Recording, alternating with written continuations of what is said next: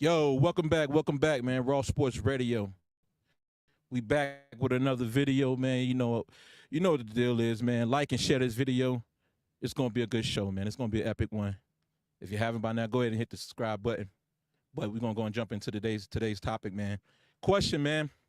I hear a lot of disrespect out there, man, and the YouTube streets. A lot of people really discounting the guys of the past, the legends of the '60s, the '70s, the '80s. You know, a lot of people just want to start when the merger happened.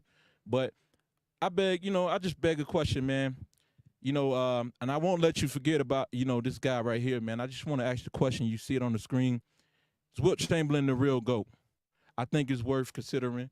I mean, let's weigh in the factors, man. Chad, panel, what's good, man? What's good, everybody? What's Hey, up, man, man? let's all right, what's Going good, on, man? Let's fellas? start. Right. So let's start off, man. Let's go ahead and y'all mute your mics, man. Let's start off with Dr. Lee, man. Go ahead and mute y'all mics, man. Dr. Lee, man, tell us why Wilt Chamberlain is the GOAT, man, the real GOAT. He's been pretty much getting overlooked. You know what I mean? Fill us in, man. You got the book of why Wilt Chamberlain. What is it? Wilt Chamberlain is the GOAT, basically, or as you say, Michael Jordan, the greatest lie ever told. But the whole book was pretty much about Wilt Chamberlain. So fill us in, because I got Wilt Chamberlain in my top two personally. But go and fill us in. Well, I mean, there's not a lot to fill in the sense that when you look in the record books, I mean, the man holds more records than anybody. I challenge any NBA player to go play in college right now and put up the same numbers against the collegiate players, and it'll be almost impossible to do. And he did it with the pros, the best in the world at the time. So statistically, the Jebusites can't shoot. They can't fill my head with all this garbage and make me sway away from statistics. Being in a debate, when you participate in debate in school, the first thing you have to understand about debate is you have to go and get facts, statistical facts. Nobody wants to hear about your personal opinions and about what you saw. It's just statistical facts. And then secondly, it can't be personal. And so when you tell me a man that retired in 1973 and still owns 73 records, how is that not the GOAT? That has to be the GOAT. And then I know people are gonna say, well, it's championships. Okay, well then that's a whole different podcast talking about Bill Russell. And so then you shouldn't be talking about nobody other than them two right there if you're going by statistical facts and you're going by championships. So Wilt Chamberlain, according to the NBA statisticians, according to their piece, Wilt Chamberlain is the greatest of all time. And I'm gonna end it with this. And the reason why they don't push that is because, again, Firestone's not gonna come out and say the tires they made in the 1960s are better than their tires today. Who's gonna buy the tires? No one. So of course they have to run slogans and campaigns and say that the tires today are the greatest. But what happened to all of these powerful men and women that was coming up in the 50s and 60s whose minds couldn't be swayed? Now these cats get swayed by commercials nowadays, man. Cartoons and commercials sway these dudes nowadays. And that's why the country is the way it is. That's my piece. All right. All right. Well, hey, man, hold on. You ain't finished yet.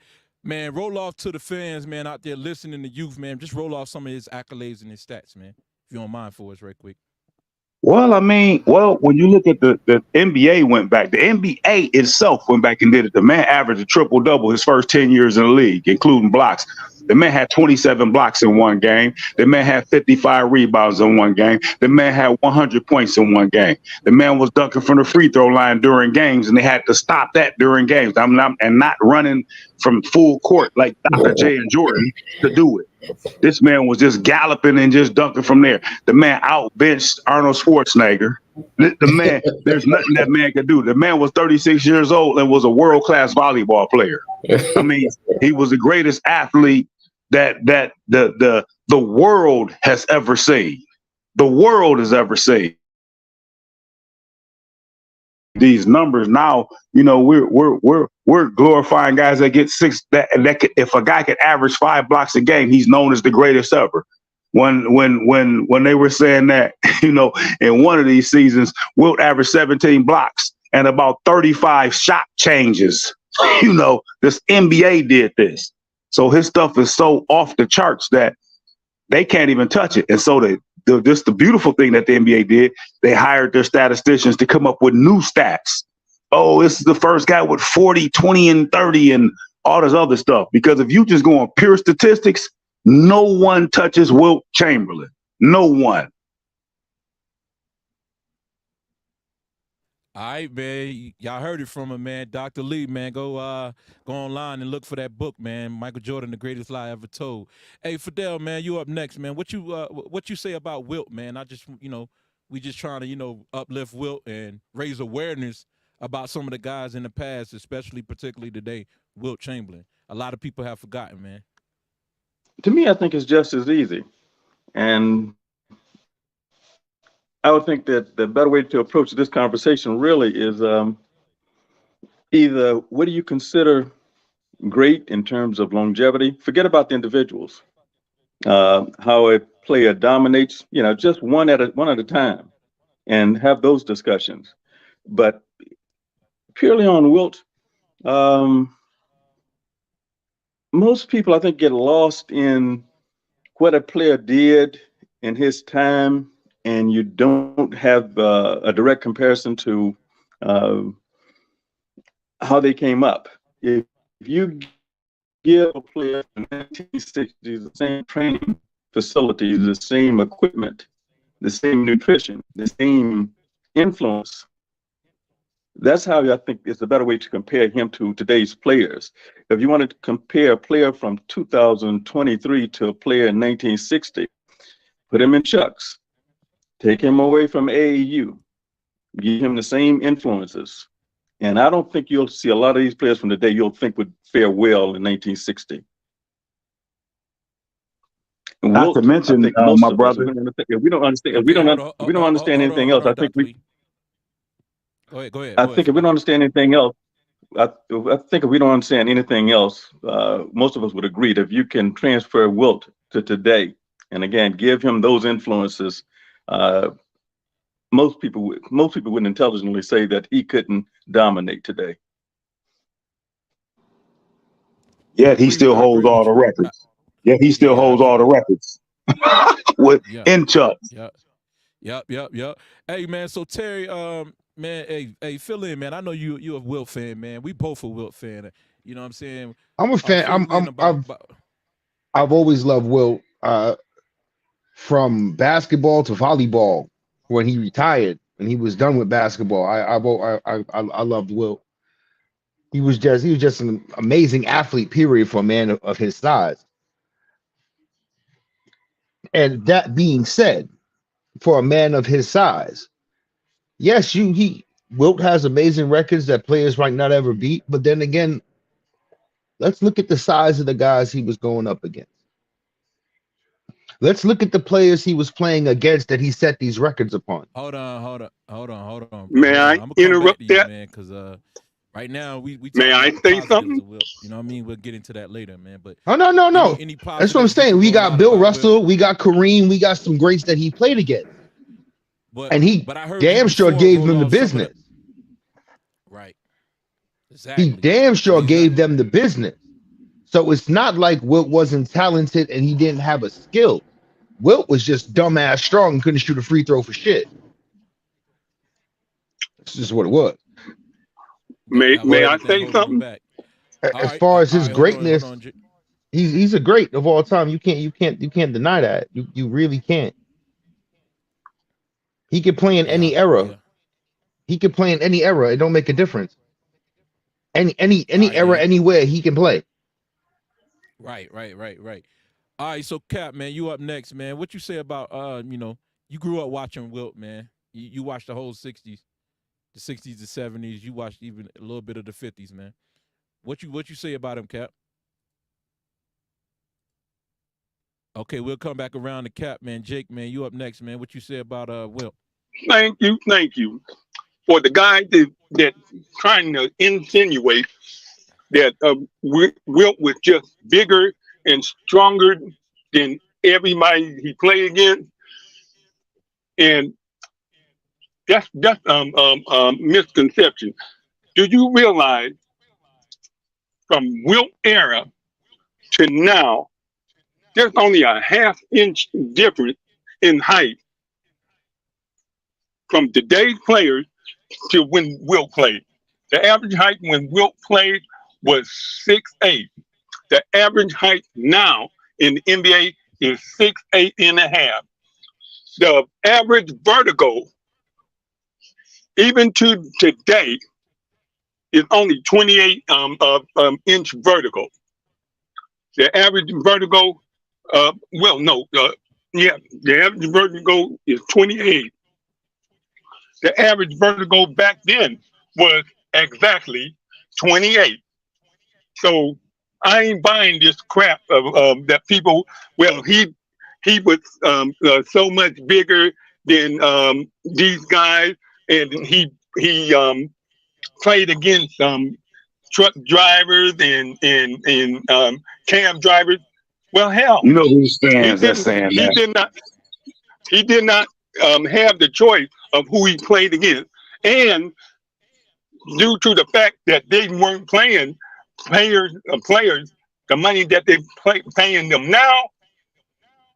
If they were paying them fellas the same money that they pay them now, they would not have to have a second job. I hear you, brother. I hear you, man. So, hey, man, So D'Angelo, man, you up next, man. What you say about Wilt, I'm man? gonna hold this down. So my answer is short because I kind of want to just get everybody else's perspective. I want to kind of like be a sponge, Okay, but I'm of the belief that no one who can't create his own shot can be the greatest of all time. I don't think a big can be the greatest of all time. And that's just my wow. opinion. But I'm, I want to sit and hear everyone else's perspective on that. All right, Because okay. my goat is Kobe. So Yeah. I hear you. Hey, so Trav, man, what you say about this, man? About Wilt Chamberlain? What you think about Wilt being the GOAT? I mean, is he even in consideration? Can you know what I'm saying? Like, is it? You know what I'm saying? Like, I mean, to me, of course, he in consideration, but to yeah. me, he's not. Okay, is he on Mount Rushmore? Can we say that? Oh yeah, he on Mount Should Rushmore. should he definitely should be on Mount Rushmore? Yeah. Go ahead. Yeah, most definitely. But it's really not a debate. Really, it's a good argument, but it's really not. It ain't really a debate, man. We just raising awareness, man. A lot of cats. Well, I'm gonna go ahead and just put it out there. Well, Angelo, the other stream, a couple screens ago, you and Will, y'all was saying basically that these guys are myths, man, and we can't have that over the airwaves. The youngsters, man, grow up, they come up listening to that, man. We gotta appreciate these old school guys. So, like I said, I figured I'd get some guys in here who know about Wilt Chamberlain. So I got me about 3 or 4 guys, man, who could talk about the Can old I? school and fill a lot of y'all cats in, educate a lot of y'all cats. So I didn't feel go it ahead, was a man. lack of I didn't feel like it was a lack of appreciation. It was just a difference of opinion. I appreciate the older generation of basketball. I'm just not one to believe that older necessarily means better. And I'm not saying that to discredit anyone. I'm just not going to say, oh, the older generation was better because it's older. No. I got something no one talks about, and no one even speaks of this when we talk about these old players, whether you like them, dislike them, or not. Here's something that we need that needs to be said. In 1966 and 67, I'm looking at it now, right here. There was only 10 teams in the league. Imagine the talent then. Imagine all that talent on 10 teams instead of spread out over 32 teams. So you got 10 teams in the league. And of these 10 teams, you're facing bigs 6'9", 6'8", 6'7", at 7'1", 275. You're overpowering these guys. Let's just be real about it.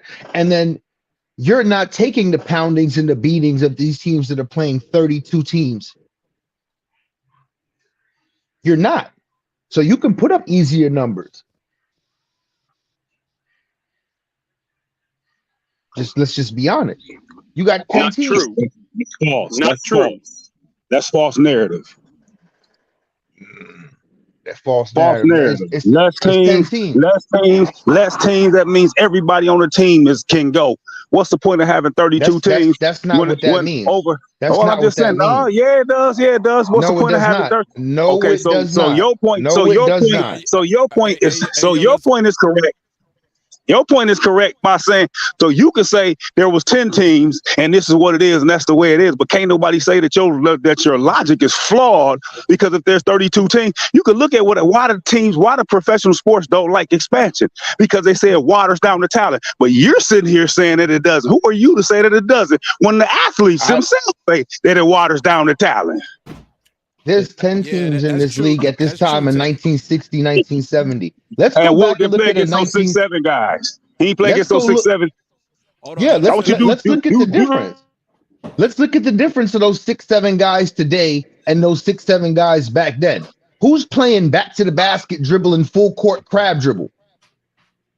Hold on, T man. Address what the man said. The man said, how is having 10 teams less talent? If anything, it'll pretty much, you know what I'm saying, it'll be more talent and more competition if you're limited to 10 teams. Okay, so we're limited to, okay, watch this. So we're limited to 10 teams, right? Out of these 10 teams, three of these 10 teams have 7-footers. Everybody else is running That's a lie. guys 6'7" or tall. That's a lie. That's a lie. That's not true. That's not true. Wilt Chamberlain played, and not only this, at Wilt Chamberlain's position, he played against more Hall of Famers in his position than any other center in the game. Go do your research on that. You got Kareem. You got man. Bill Russell. Yeah, he played against more than that. Nate Thurman, he played against a whole bunch of them at a Hall of Fame. 6'11", Wes So do your Unseld 6'7", exactly. Bill Well, do Cowan your 6'9", Willis Who? Reed 6'10". You're playing Do your against homework. guys. But these are Hall of Famers. So these ain't just no scrubs. These are Hall of Famers. Hold on. These are Hall of Famers at the time. Okay, they Hall of Famers. Hey, hold on, Terry. Hey, he didn't play against no Dave Collins, bro. No, I said Dave Collins. Cowens. He didn't play against him. Cowens. He didn't play against Dave Cowens. He played against Walt Bellamy, who was 6'11". You know what I mean? Walt Bellamy was a Knick. But he played before he was a Knick. He played against a lot of 7-footers, man, but they weren't like stars. But he played against a lot of 7-foot. Ray Felix. You know what I'm saying? That was one of the first stars right there. It was a lot of big men in the league, but they just, you know what I'm saying, a lot of them didn't have a long career and they weren't stars. You know what I mean? Come on now. And you had 10 teams. Go ahead, hop in. Beautiful thing about this conversation is that you can see the marketing at work, because the marketing sound like some intelligent men on the phone, got these dudes fooled. That's how brilliant the marketing is that these dudes do, that they players want to push that out. You clearly couldn't have played the game if you thinking I'm 6'6". Every dude 6'6" wasn't tough. There was some dudes that was 6 feet that was bad as all get out. So just because I'm not going against a whole bunch of 6'6", like if Iverson stepped on the court at 6 feet, come on, man, he's gonna be problems. I don't care who the guy. You could be 6'9", 6'7", you could be whatever. He's so not guarding Wilt Chamberlain. I didn't say he was. I'm just trying to tell you.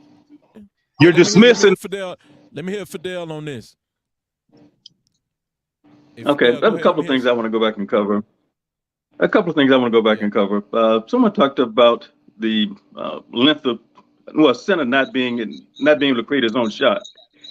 Let's just say Shaquille had maintained his conditioning and played 20 years, which logically I think he would have been able to play 20 years if he could have kept his weight down and stayed conditioned. Shaquille would have had a great career just being big every season.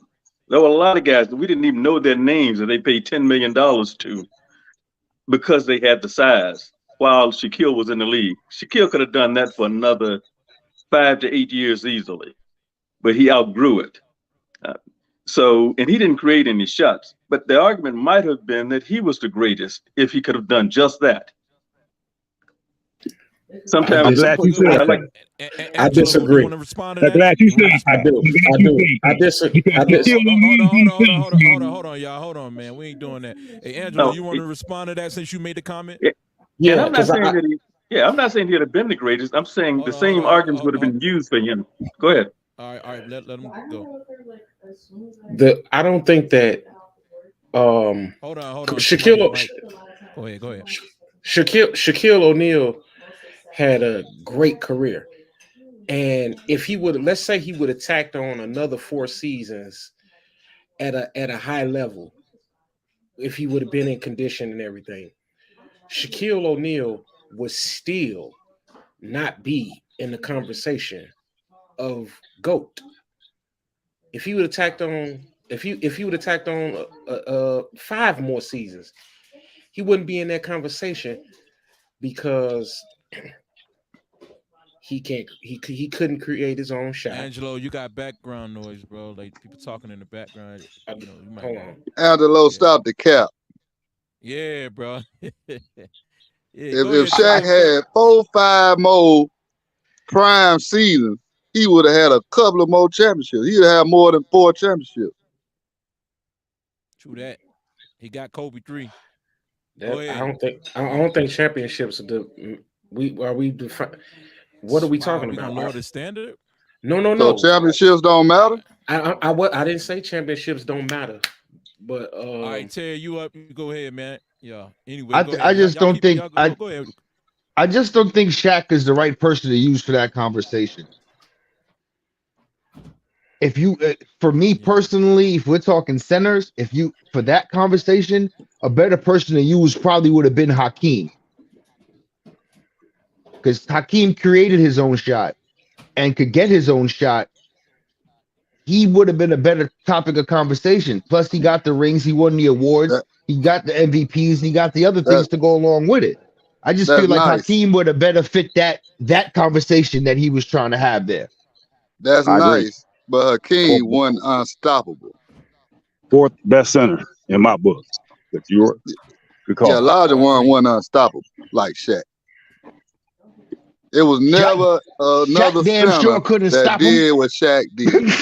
Shaq couldn't stop him. Young Shaq didn't stop him. David Robinson ain't stop him. Ewing ain't stop him. Nope. Well, Olajuwon didn't create his own shot. I think Olajuwon was great, but when Olajuwon was playing, and even when he was beating Shaquille, he wasn't considered better than Shaquille. I think he's better than Shaquille, but that was not the perception. That was not the perception during the time the two played. Hey, go ahead. You want to respond to your comment, Terry? I said Hakeem, in my opinion, and you want to talk skill, Hakeem Olajuwon is possibly the most skilled big man I've ever seen in my life. Footwork, ball handling, all of that. Defensive end, this man could literally switch to a guard and still switch, get over the pick, get back to his man, and block the shot. Come on, bro. The Hakeem Olajuwon's ability, it's unmatched. It's unmatched. And look at who he was playing against. Yeah, that's a good point. Look at who he was playing against. He had Shaq, he had Robinson, he had Ewing, Rick Smits, Alonzo Mourning, Arvydas Sabonis. Look at the guys, look at the names, look at the people. Kareem. And wait, hold on. And he played with Ralph Sampson. So, then again, this is the league expanding. You can't name all those players from 10 teams back then.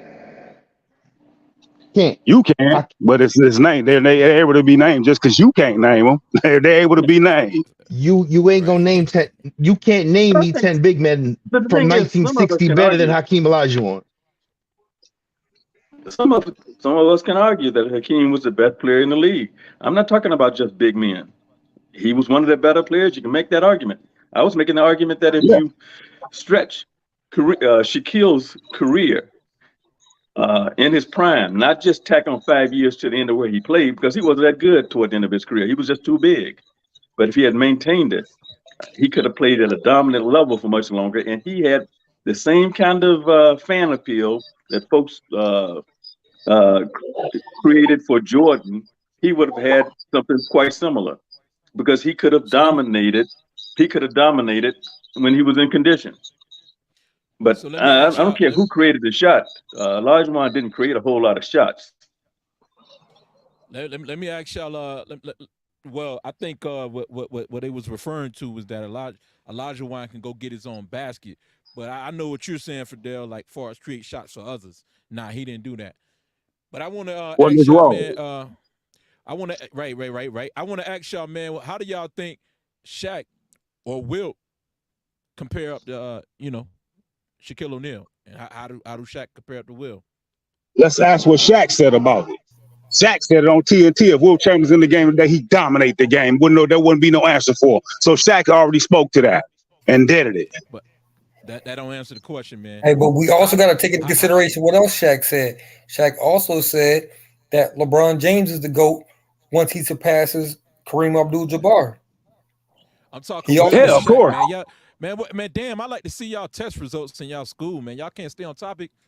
That's crazy. Like, how do Shaq compare to Wilt? That's what I'm trying to find out. I just answered that out of Shaq's mouth, but you said Shaq also would say that he would dominate too. Shaq would also one-on-one, man, one-on-one. Who you Shaq talking? would have Will's too strong for dominated. Shaq. Will's too strong for Shaq, and he's too fast. Shaq would have dominated Wilt just like he did everybody else. And the fact that he said that Wilt is too fast and too strong for Shaq. Dude, Wilt was benching 500 pounds, dude. He would have. When Shaq was in Orlando, come on, bro. There's really no comparison to young Shaq to Wilt Chamberlain, bro. It's not. It's really There's not. really no comparison to both of them. You right. Shaq is gonna pass the eye test, and he's gonna pass the accolades test. No, he's not. No, he's not. Wilt Chamberlain is These are dudes that ain't seen Wilt. This is a moot point of a conversation because these dudes ain't seen Wilt. So they're naturally gonna be swayed to what they seen. And so again, Wilt bench over 500 and ran a 10-200. He ran a 10-200 and he benched over 500 pounds. You talking about Shaq couldn't bench 500 pounds? Man, he would have swallowed Shaq. No, this is what we gotta take. This is what we gotta take in consideration. Is me being a personal trainer, I know bench pressing is not a test of strength. His legs too. It's a test of repetition. So whoever benches the most is going to bench the highest amount. Bench pressing is not going to determine your strength. So yeah, he could bench 500 pounds, but Shaq had natural strength. Well, how much Shaq can lift? Shaq can. Shaq can go underneath 500 pounds. Tell us, Mr. Trainer. Tell the people, Mr. Trainer. Tell them. Yeah. What's the question? Well, how much Shaq benching? Yeah. See, exactly. You want me to keep harping on a point I already debunked. How much you didn't debunk it. You didn't debunk it. That's why we asked you the question. You don't get to debunk it just because you a trainer. No, that don't mean nothing. No, it's not that. It's facts that just because you bench more does not mean you're the strongest. Benching does not determine your strength. Bench press does not determine your strength in any way, shape, or form. So we can ask how much Shaq wasn't going to overpower Wilt. No, he's gonna be overpowered. There's no way Shaq would have overpowered Walt Bellamy. There's no way Shaq could overpower Wes Unseld. There's no way. I'm going to give you the answer you're looking for, right? Nate Robinson was the strongest player in the NBA at one point when he was in the NBA. Right or wrong? What? I don't know. Bro, that's what I'm saying. You got to present facts. I'm presenting the facts. What did you say, bro? I'm presenting two facts. That how much you lift does not determine how your impact on the game is going to be when it comes out. He's a guard. We're still talking about the same thing. We're not, because you're talking about Shaq and Wilt playing against each other. They're centers and they would be muscling up against each other. Nate Robinson would be guarding them. That's apples to oranges. Exactly, and that's what I'm telling you. That's what you're comparing. That's what you're comparing, bro. Hold on. This is nonsense, bro. This bro just said Nate Robinson, who 5'8", man. Nate Robinson, bro. Come on, man. Hey, Will, you might want to correct yourself on that, bro. I can present the facts, bro, but you got to let me land. That's what I'm saying. We can't talk. Y'all are proving my point. That's why just one moment. That's why we cannot talk about what you're doing in the weight room, converting to what you're doing on the court. That's straight. That don't work. We understand that don't work. Bro, y'all not understanding, bro. Hold on. I brought it up. May I course correct? Everybody going back on mute. But hold on. Yeah, I'm gonna let you go, Fidel. Hey, Terry, what was you talking about? That don't work. What you referring to? When you talking about basketball and strength, Keep it short, for example, Yeah. You can't use strength in a basketball conversation because Kevin Durant's arms, look at his arms. Look how long Kevin Durant's arms are. For example, All right, bro. people with but look longer at the era arms we have a live in. hard time to bench press. It's just what it is. Yeah. True. Yeah. That And Wilt is Chamberlain All right, yes, Fidel, but go ahead, man. Okay. This is what I want to get back to. If you want to have the argument on what certain players would have done against one another, again, let's not talk about where they were when they played and where this other player was when they played. Let's take each athlete back to the other decade, give them the same conditioning, give them the same nutrition, give them the same courts. I'm talking about the flooring as well, and see who you think could have played during those under those conditions. Because it's not fair just to take someone from the 60s and give him nothing added in 2020 and say he's not as good as these players. Everybody is better playing in Jordans. Everybody couldn't have played in Chuck Taylors. Shaq couldn't have played at that weight. Yo, as a sneaker collector, that is bullshit. As a sneaker collector, I'm telling you, that right there, what you just said about Chuck Taylors and Jordans playing in what is bullshit.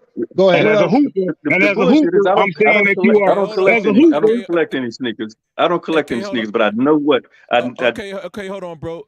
Hey, Terry, if you're gonna say that's bullshit, then prove it, bro. Like what? That's bullshit. How is that bullshit? The shoe don't make a difference, bro. The shoe a person's playing, it's leather, it's rubber. The shoe don't make a difference, bro. The shoe don't make the man. You can mute him. The shoe don't make the man. The shoe do not make the man. Period. Make a big difference. No, it don't.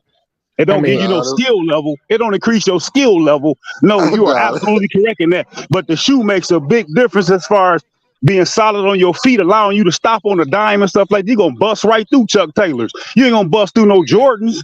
So wait a minute. Didn't everybody else have on Chuck Taylors? Everybody else had on Chuck Taylors, right? And they got dominated.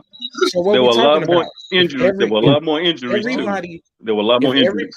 If everybody was playing on an even playing field, everybody played in the Chuck Taylors and whatever was available at that time. What are we talking about? He was talking about transferring them over to he was going to from the 60s and taking them to the 2020s. There's no way you can leave everything the way it was. You'd have to add all that. That's why we're talking about that. And so all these guys with these great super athletes, none of them still got no records. Wilt Chamberlain still owns 73 records and they don't own no records, but yet they so great. As far as the shoes, as far as what the point Fidel was making, the shoes, man, come on, man. Even Jordan was bleeding. Like, he'd take his shoes off and his socks would be full of blood, man, from the shoes, man.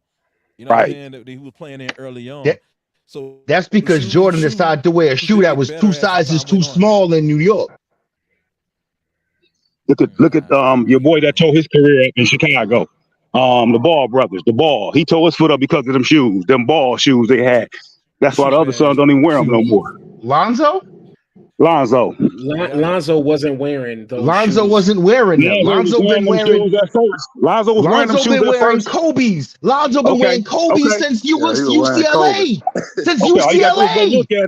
All you gotta do is go look at it. I got the statistical facts. I'm wearing Crocs right now. What does that mean? That means that you're wrong by saying that this man wasn't wearing Baller Brand at first, and that's why the NBA is talking about the Baller Brand. What tore his foot up. If you want a better, here you go. Here's a better example for what you're trying to say. It's Al Harrington, Steven Jackson in Charlotte wearing the protege shoe that was sold in Kmart, or maybe the Steph Marbury shoe. That's a better idea. Okay, that could be the case. I'm just telling you, he wore the shoe. That's better. When you're gonna wear it, he wore them. I don't know. He wore the shoe. He wasn't wearing them. He ain't wearing them to play no game. He ain't playing no games in them shits. He wasn't wearing those shoes when he got injured. In the 60s and 70s, he been wearing Kobe's. He been wearing Kobe's since he left LA. Another trash shoe. And that's another one. And he could put the blame on. Yeah, nah, bro.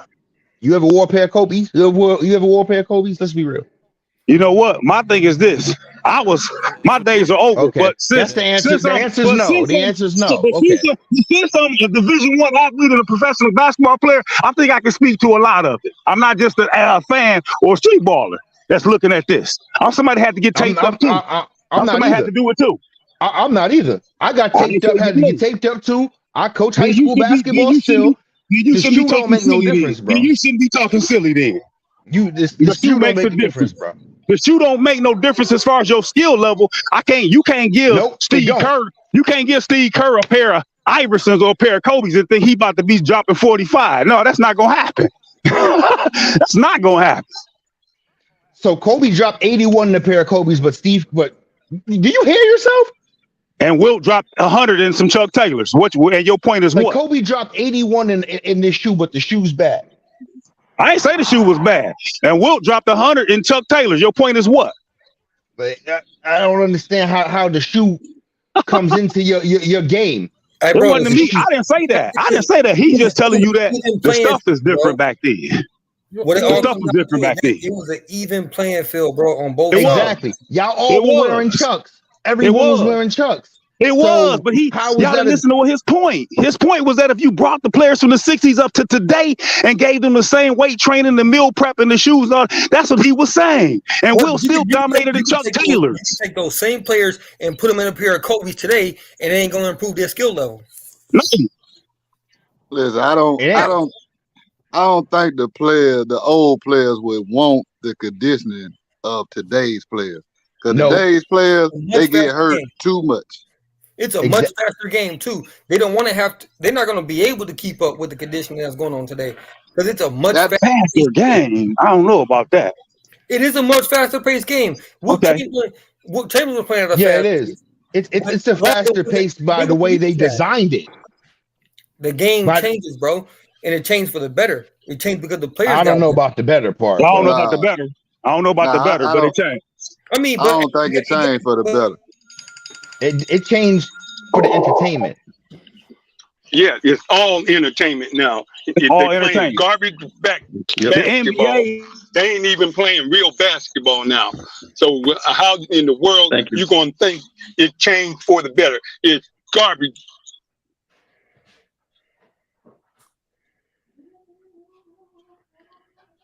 I'm not gonna say it's garbage. I'm not gonna say it's garbage at all. It's trash. They shoot too many threes. It's all entertainment now. They ain't even playing no real basketball. All you gotta do is bounce the ball.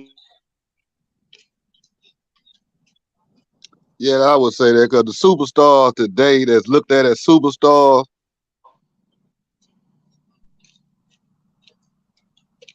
when you need the superstar, they nowhere to be found. They sell tickets. Nowhere to be found. Yeah, I just don't agree with saying that today's.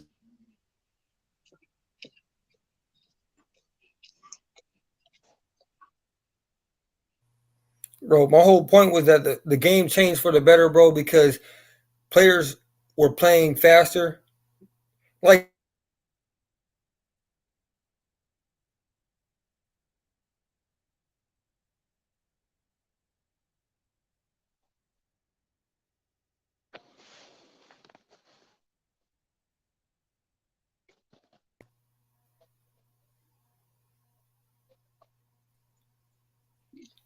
so when I said the game changed for the better, bro, it had to change, bro, because the players started playing at a faster pace. The players started to do.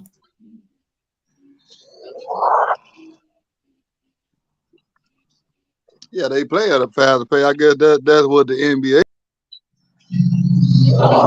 But how many of them, if y'all don't mind me asking, how many of the play today's?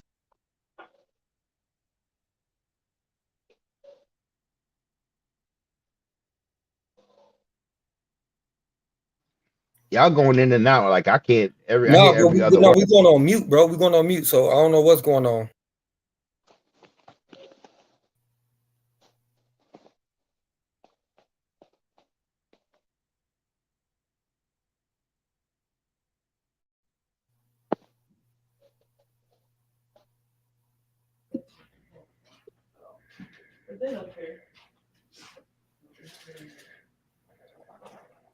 Does the proliferation of 3-point shots improve the game at 40% at best? It does, which is why I said the game changed for the better, because we started seeing different skills, like shooting from a distance, way more often. You could always shoot from a distance. Garbage. You could always shoot from a distance. They were putting up just as many points.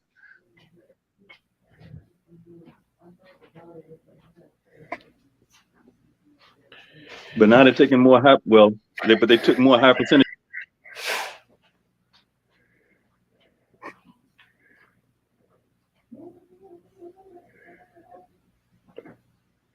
Something is going on with the stream.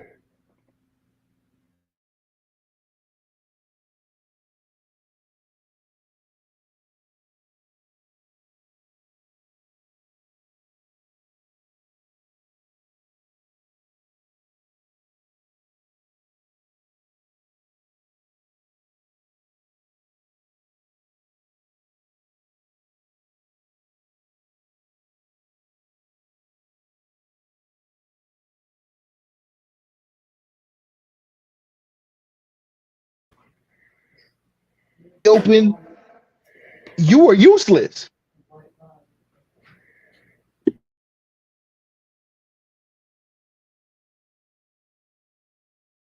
Hey, Terry, you was on mute, bro. We ain't hear none of that.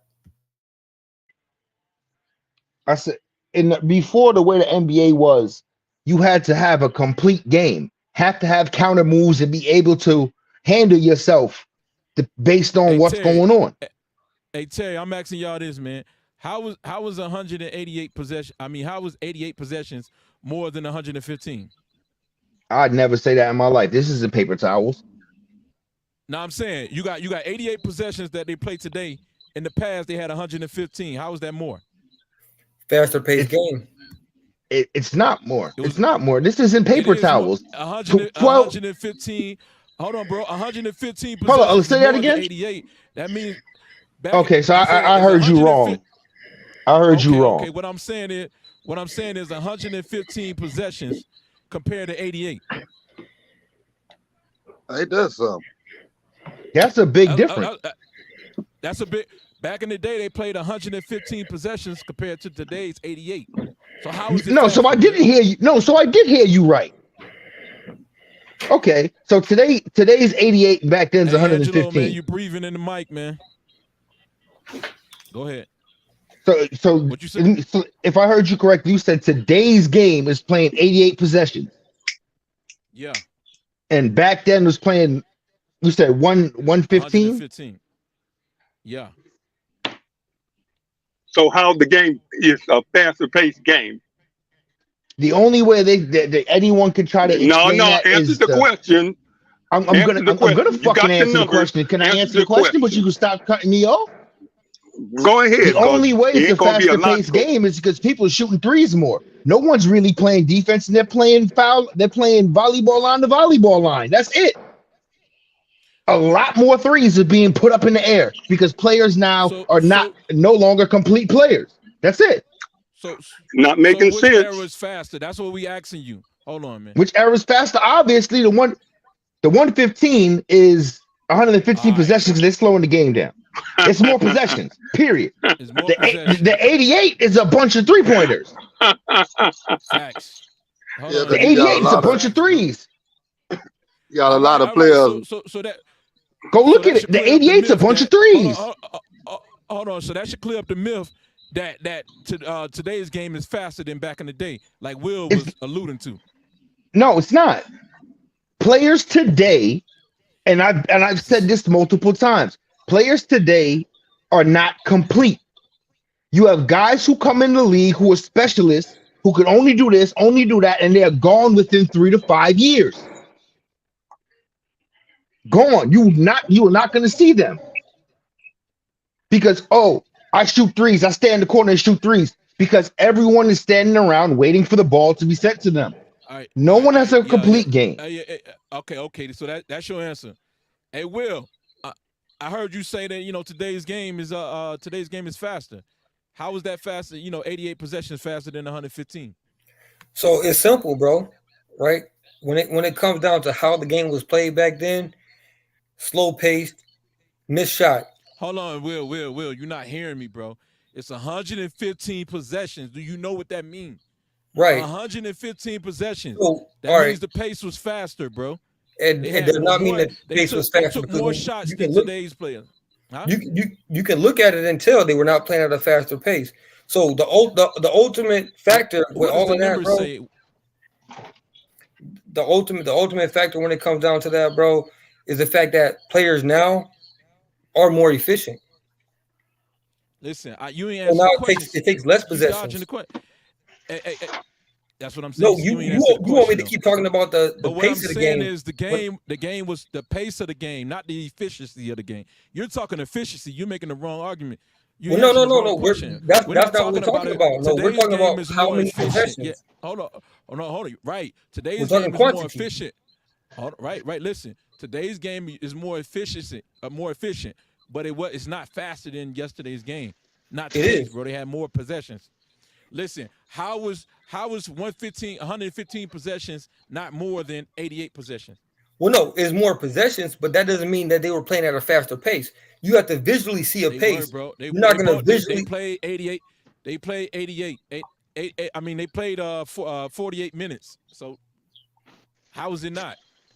So, bro, if we look up the fastest player to play the game, you're not going to see anybody from the 50s and 60s as one of the fastest players. If you look at the fastest paced team, this is opinion based, man. Hold on, man. Hey, Fidel, I don't think maybe you can answer that, Fidel. Go ahead, man. Well, I think you answered it. You've already answered it. He's debating something that if he can't show you something that says that you're wrong about the number of possessions, man. That's what they call that. When you get the information, but you're still in denial after getting the facts, man. Yeah, I mean, there's nothing that you can say. Okay, all right, so you agree with that, Angelo, man? Angelo, how was 88 possessions a faster pace than 115? There's no way possible. Facts, bro. I don't see. Even there's no way possible. That. Go ahead. No way possible at all. So a lot of people hold on, I'll come back to you. How was 88 a faster pace than 115? Trav. Yeah. Go. Hey, Jake. Oh, go ahead. Nah, that's impossible.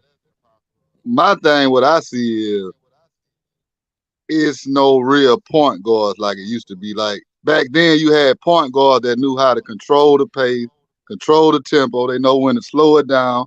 They know when to fast break, speed it up. Right. You don't have those nobody.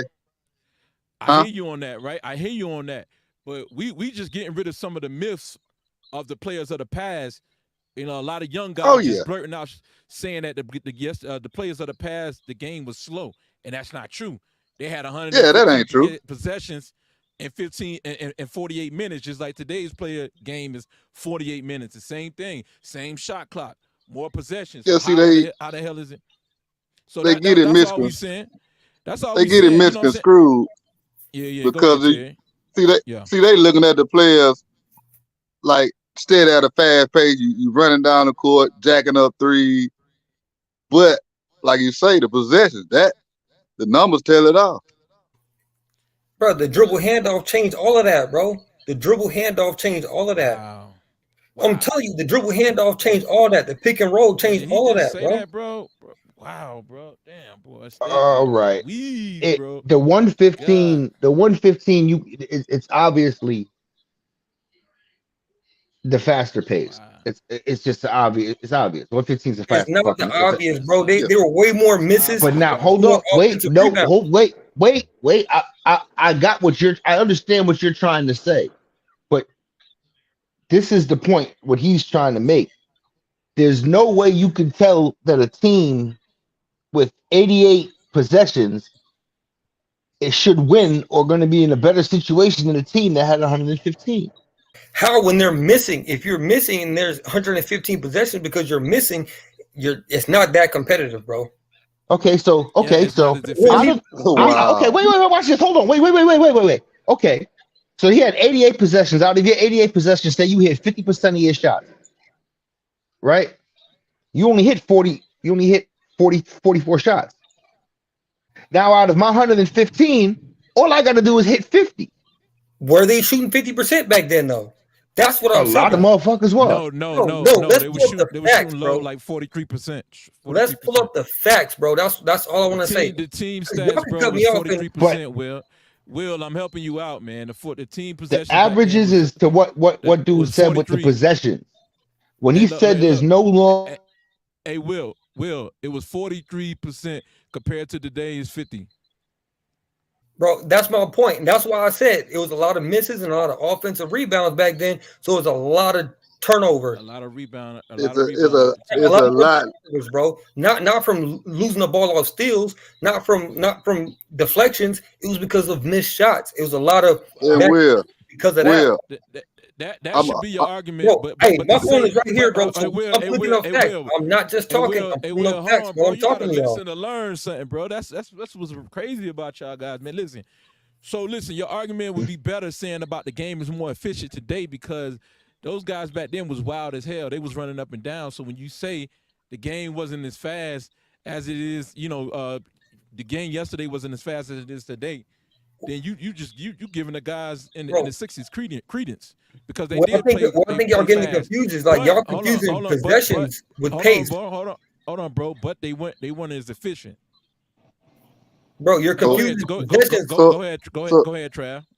Let me ask y'all this: does the defense, the difference in the defense, does that count for anything from the shot percentage then to now? Yeah. Yes. Facts. Yes. Point. Yes. Which is what? Yes. Facts. That's what I was getting to before Dave hit mute. Yeah, bro. Y'all going at the same time. Go ahead. Yeah, it matters. The defense matters.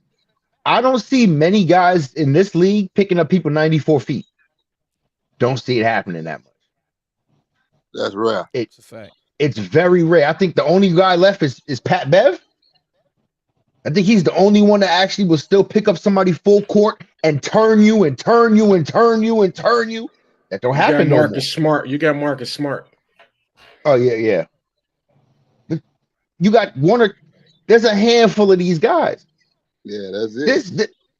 This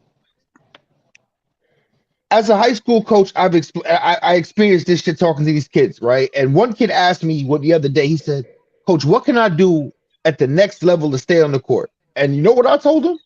He said, all right, work on this, work on that, play defense. You want to stay on the court, play defense. Because the simple fact of the matter is, you can get anybody who want to score. You can't get anybody who want to defend. It's a lot harder to find 2 defenders than it is 5 scorers. Yeah. Speaking of staying on the court, do you realize how many minutes Wilt Chamberlain missed in his career? 0. Not many. Less than 10 minutes. Man. Less than 10 minutes. Wilt played over 1,000 games. Wilt averaged 48 and a half minutes a game. So he went beyond the regulation time. So yeah. 48 minutes a game. But there were a couple of, I think there were about 3 games where he actually came out. Yeah, but that's over a long span of what? But that just goes to show you how physically superior he was. Like anyone who, if you didn't see Wilt, go watch that Bruce Lee movie. And take a look at how big he was in Conan. Like, let's go look at Wilt in Conan. Like, this man was put together, and by Conan, he was retired, but he was still playing volleyball at that point in time. So and any star player can check himself out. Any star player can check himself out. So he gave it for Wilt to play all those years in the NBA, then to retire, still playing basketball, and got teams sending you offers to show up, and you playing professional volleyball at 50? This man's a monster, bro. Right. That's Yeah, he's a monster, bro. So he belong on Mount Rushmore, right? Hell yeah. That's what I'm saying, bro. That's exactly what Hell I'm saying. yeah. Why wouldn't he? Hey, Legend, you back in, man. Hey, I just want somebody to answer this question. How can you determine the pace based on how many possessions? How does the amount of possessions determine the pace? What's Time. what's the What's the math time? behind What's it, your bro? time of possessions? How long did you possess the Bro, ball? what exactly, bro? How long? What No. How So- long did it take you to score? exactly? The time of the possession. How long did you have the ball?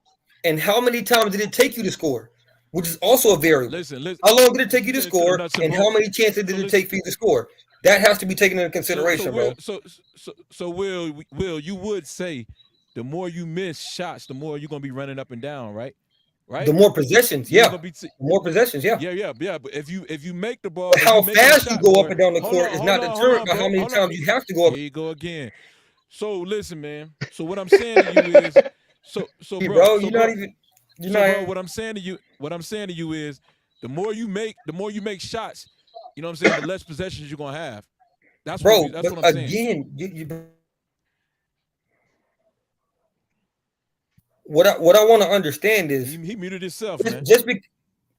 I know that was my bad, but I'm trying to figure out, just because you have to take 4 more possessions does not mean that your pace up and down the court was fast.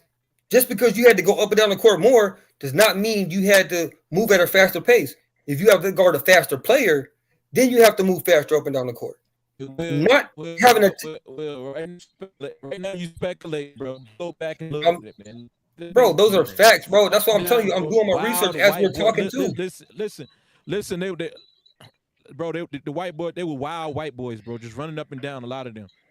You know, that's what they was missing a lot of shots. The reason why they was running, because they couldn't score in the half court as much as some of your guys like Rudy LaRusso, Gail Goodrich. A lot of those guys didn't have a problem. Jerry West, they ain't have a problem scoring in the half court. But a lot of those white guys wasn't that good, man. So their best opportunity to score was to go on the fast break.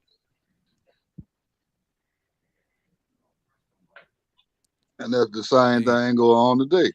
That's why you see them going at a fast pace, because you ain't got nobody out there running the team that's going to get your points in the half court.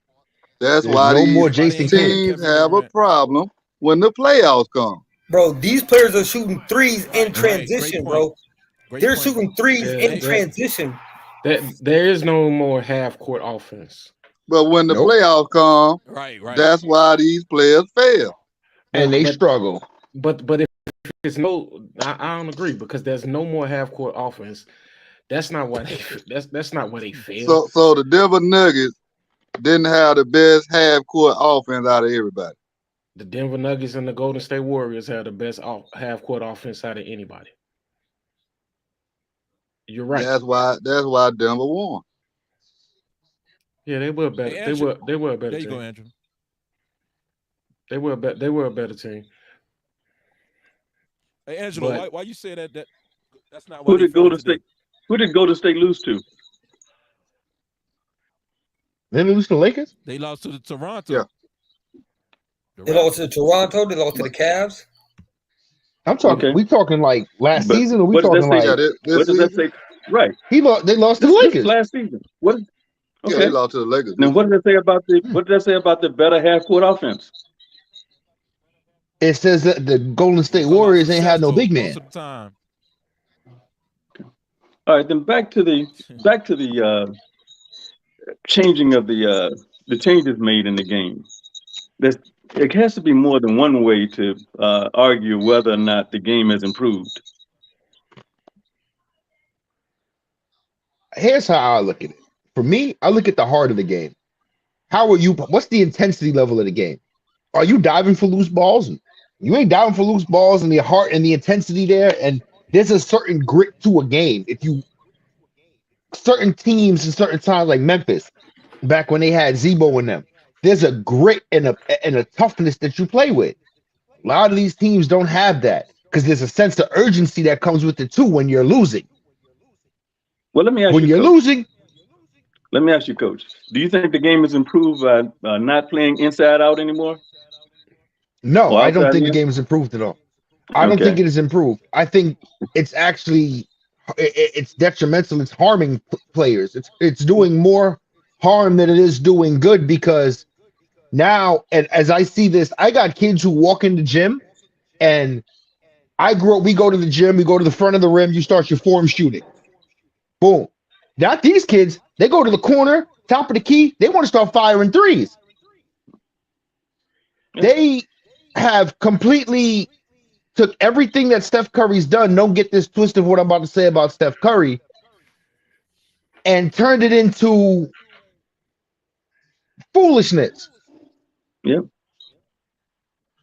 Steph Curry shoots like that and shoots the shots he takes because he works on that. Right. These kids don't work on that. The work ethic, the heart, and the grind is not the same. It's not the same as Steph Curry's, but I'm not going to say that they're not working on it because that's what they want to do. They want to shoot from half court. So they work on it. They are working on those shots because those shots have become a part of the game. And but if they hadn't worked on those shots, it wouldn't become a part of the game. You have Dame Lillard, you have Trae Young, everybody, Tyrese Halliburton, anybody you want to name. That's the way the game is played today. That's the way the game is played today, and it doesn't appear to be changing anytime soon. So, I think that we have to do a better job at adjusting. This is the way the game is played. The NBA has decided this is what they want. They want this because this is exciting. The NBA, they stopped the physicality of the game to protect its brand, and that's what they done. They wanted running gun, 3-point bombs, 3-point dunks, and that's what it is. And that's why the last 3-4 MVPs have all been European players. Yeah, that's what I was just gonna say. They made the game more internationally friendly. That's what they did. Yep. And now these same European guys. Business move. It's a smart business move. Global. It's smart. So let me ask y'all this. Hey, let me ask y'all this. It's smart if you like what it did to Major League Baseball. Let me ask y'all this. How y'all think Wilt would fare out in today's game with a lot of the 3-point shots? You know what I'm saying? Because a lot of them, if you're shooting threes, it's going to be long rebounds. So how would him and Russell fare out in today's game? Can I be honest with y'all? Hold on. Wait. Can I be honest with y'all with this topic? If you had guys like Shaq and Wilt in this game right now, the NBA wouldn't look the way it does. For example, I'm going to show you why. Because any coach who has a big man like Shaq or Wilt is not going to go through offensive possessions and not throw him the ball. No, man, I'm talking about far as on the defensive side, rebounding the ball, man. Would they rebounding numbers go down, being that guys ain't shooting closer to the basket, so the opportunity to rebound off the in the paint is that's diminishing. You got 3-point shots being launched. Those balls are going to the top of the key. Yeah, their rebound numbers are going to take a hit. Right, that's why Russell Westbrook's are getting them, rebounds, and the Lucas and those guys. And them boys really couldn't shoot back then either. That's why there was more rebounds. Hey, Angelo, what you was about to say though? All right, you right, Will. I forgot what I was finna say. Yeah. Hey man, but we lost. I think Jake is still in here. But hey Jake, we're gonna give you a pass tonight, Jake. Man, you gotta unmute yourself. Your Dr. Lee, man, left you by yourself, man. I'm fine because tonight, bro. I'm fine. Some of the stuff I'm hearing, it's ridiculous. But like what? What? How the one guy won't admit that 115 possession is not more than 88. That is just ridiculous. That's give him a speeding ticket. That's what he said. Right. It's ridiculous. That's ridiculous, bro. We know you're in denial. Yeah, that is kind of whack. You said Dr. Lee gone? But as far as the game today, if you put Wilt, Bill Russell, Shaq, Akeem, you put all these great big men in the game today, a coach would be just plumb stupid not to give them the ball on the offensive end. Now, Thank you. as far as block shots and rebound, as far as Wilt and Russell, their numbers would go down because they don't. Because today's game do not attack the basket like they used to, for them to get all those blocks. Those aren't and facts. the rebounds are going longer now, so they would have less rebounds instead of getting. Facts, sir. Those are not facts, sir. We got guards that get more points in the paint than some of the big men did back in the day. Oh Lord, here we go. Let's talk. Come on, you need to stop, man. You need to stop it. All right, man. You stop it, bro. You stop it. That's ridiculous. Because all y'all talking personal. I feel like I'm not taking nothing personal. And I guarantee you, Kyrie got more points in the paint than a lot of these big men you're talking about, bro. You stop it. It's because we're playing. It's a guard-dominated league now. Thanks to Steve Nash, the Phoenix Suns, and Jerry Colangelo. We can't keep talking about how it was back then, thinking it's still the same way. The game has changed, so now the guards are scoring more in the paint now. The guards are just as athletic as Michael Jordan now too, bro. They're getting points. John Morant, he don't even look to shoot threes. That man is trying to dunk. Nah, he looked to shoot people. Can I ask a question? Fuck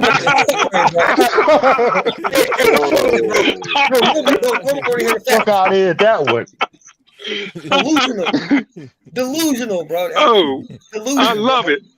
Wait, let me ask. Nigga can't stay out of trouble for 6 months. You after that, bro. Nigga can't stay out of traffic. Nigga can't stay out of trouble for 6 months, bro. Right. You want a real shootout? It's gonna be between him and Gilbert Arenas. You want a shootout? That sounds like a deflection. That sounds like a deflection from the truth. We're gonna turn the truth into a joke. That sounds like a deflection. Hey, Jake, oh my goodness. Hey Jake, I think Will and John Morant friends, man. I think so, man. Come on, hey, Will, don't shoot me. Hey, do not shoot me. Right. Comment. Hold on. Right. That's what I'm saying. Get the strap. Can we get a poll from the audience real quick? Cause we got some people in the comments right now, bro. We got some people in the comments right now. Let's see what they got to say about that. Let's get a third party opinion. I want to ask you guys a question because someone just was they were talking about a coach would be insane to have a player like Shaq, Wilt, and those dominant big bigs in the paint and not use them, right? But my question is, what are they gonna do on the other end when they have to guard DeMontis Sabonis and that's what I'm saying, and Joel Embiid and Jokic outside? Like what is Shaquille O'Neal, Wilt Chamberlain, Kareem Abdul-Jabbar, Patrick Ewing, right. What are those guys gonna do when they're asked to come out of that block? So we cannot. They're in a position. Hold on. Let me finish. My bad. We can't keep just trying to look at it from one point of view. There's a flip side to that. Shaq would be in trouble if he had to guard Sabonis. He would be in trouble. I don't think so because Sabonis ain't that fast. He wasn't in trouble with Sabonis' daddy. Fast. He wasn't in problems with Sabonis' daddy. What you forgetting? What you forgetting about them players you named? All of them was good defensive players. All of them was quick on their feet. So I don't think they would have had a problem sticking Sabonis or none of these soft ass big men that don't want to be big. Exactly. I think y'all missing the point, bro. Y'all totally missed that one right there. You definitely missed the point. There's another. I ain't worried about Karl Anthony Towns. Hold on, let me help y'all out, man. What he's saying is they definitely missed my point. Hold on, I'm just gonna mute y'all just temporarily, man, because what he's saying is that if Shaq had to run out to the 3-point line every play, what would he do then? You know what I'm saying? He'll give it to you on the offensive end. Nobody's denying that. But when it's time for him to go on the switch, a pick and pop switch. Back then, they was pick and roll, doing a pick and roll, and the players could drop back. He was a drop back defender. But now he'll have to go over screens or whatever on the pick and pop. What would he do then? That's what we're saying. Well, you use the slowest person mentioned. Akeem wouldn't have no problem stepping out. Wilt Chamberlain would not have no problem stepping out. Zelmo Baby would not have a problem stepping out defending it. Shaq probably would because Shaq weighed. Hold on, let him finish, bro. Go ahead. What you saying? Shaq weighing 350. Yeah, he'll have a problem or whatnot. But Wilt and Akeem, no problem at all. What about Bill Russell then? Definitely no problem. Bill Russell was a gazelle. What about David Robinson? That's a personal opinion. What about David Robinson? David, I don't even like him as a player. So, but David was athletic enough to step out there. All right. Oh, yeah. What about Patrick Ewing? He'd be a step slow.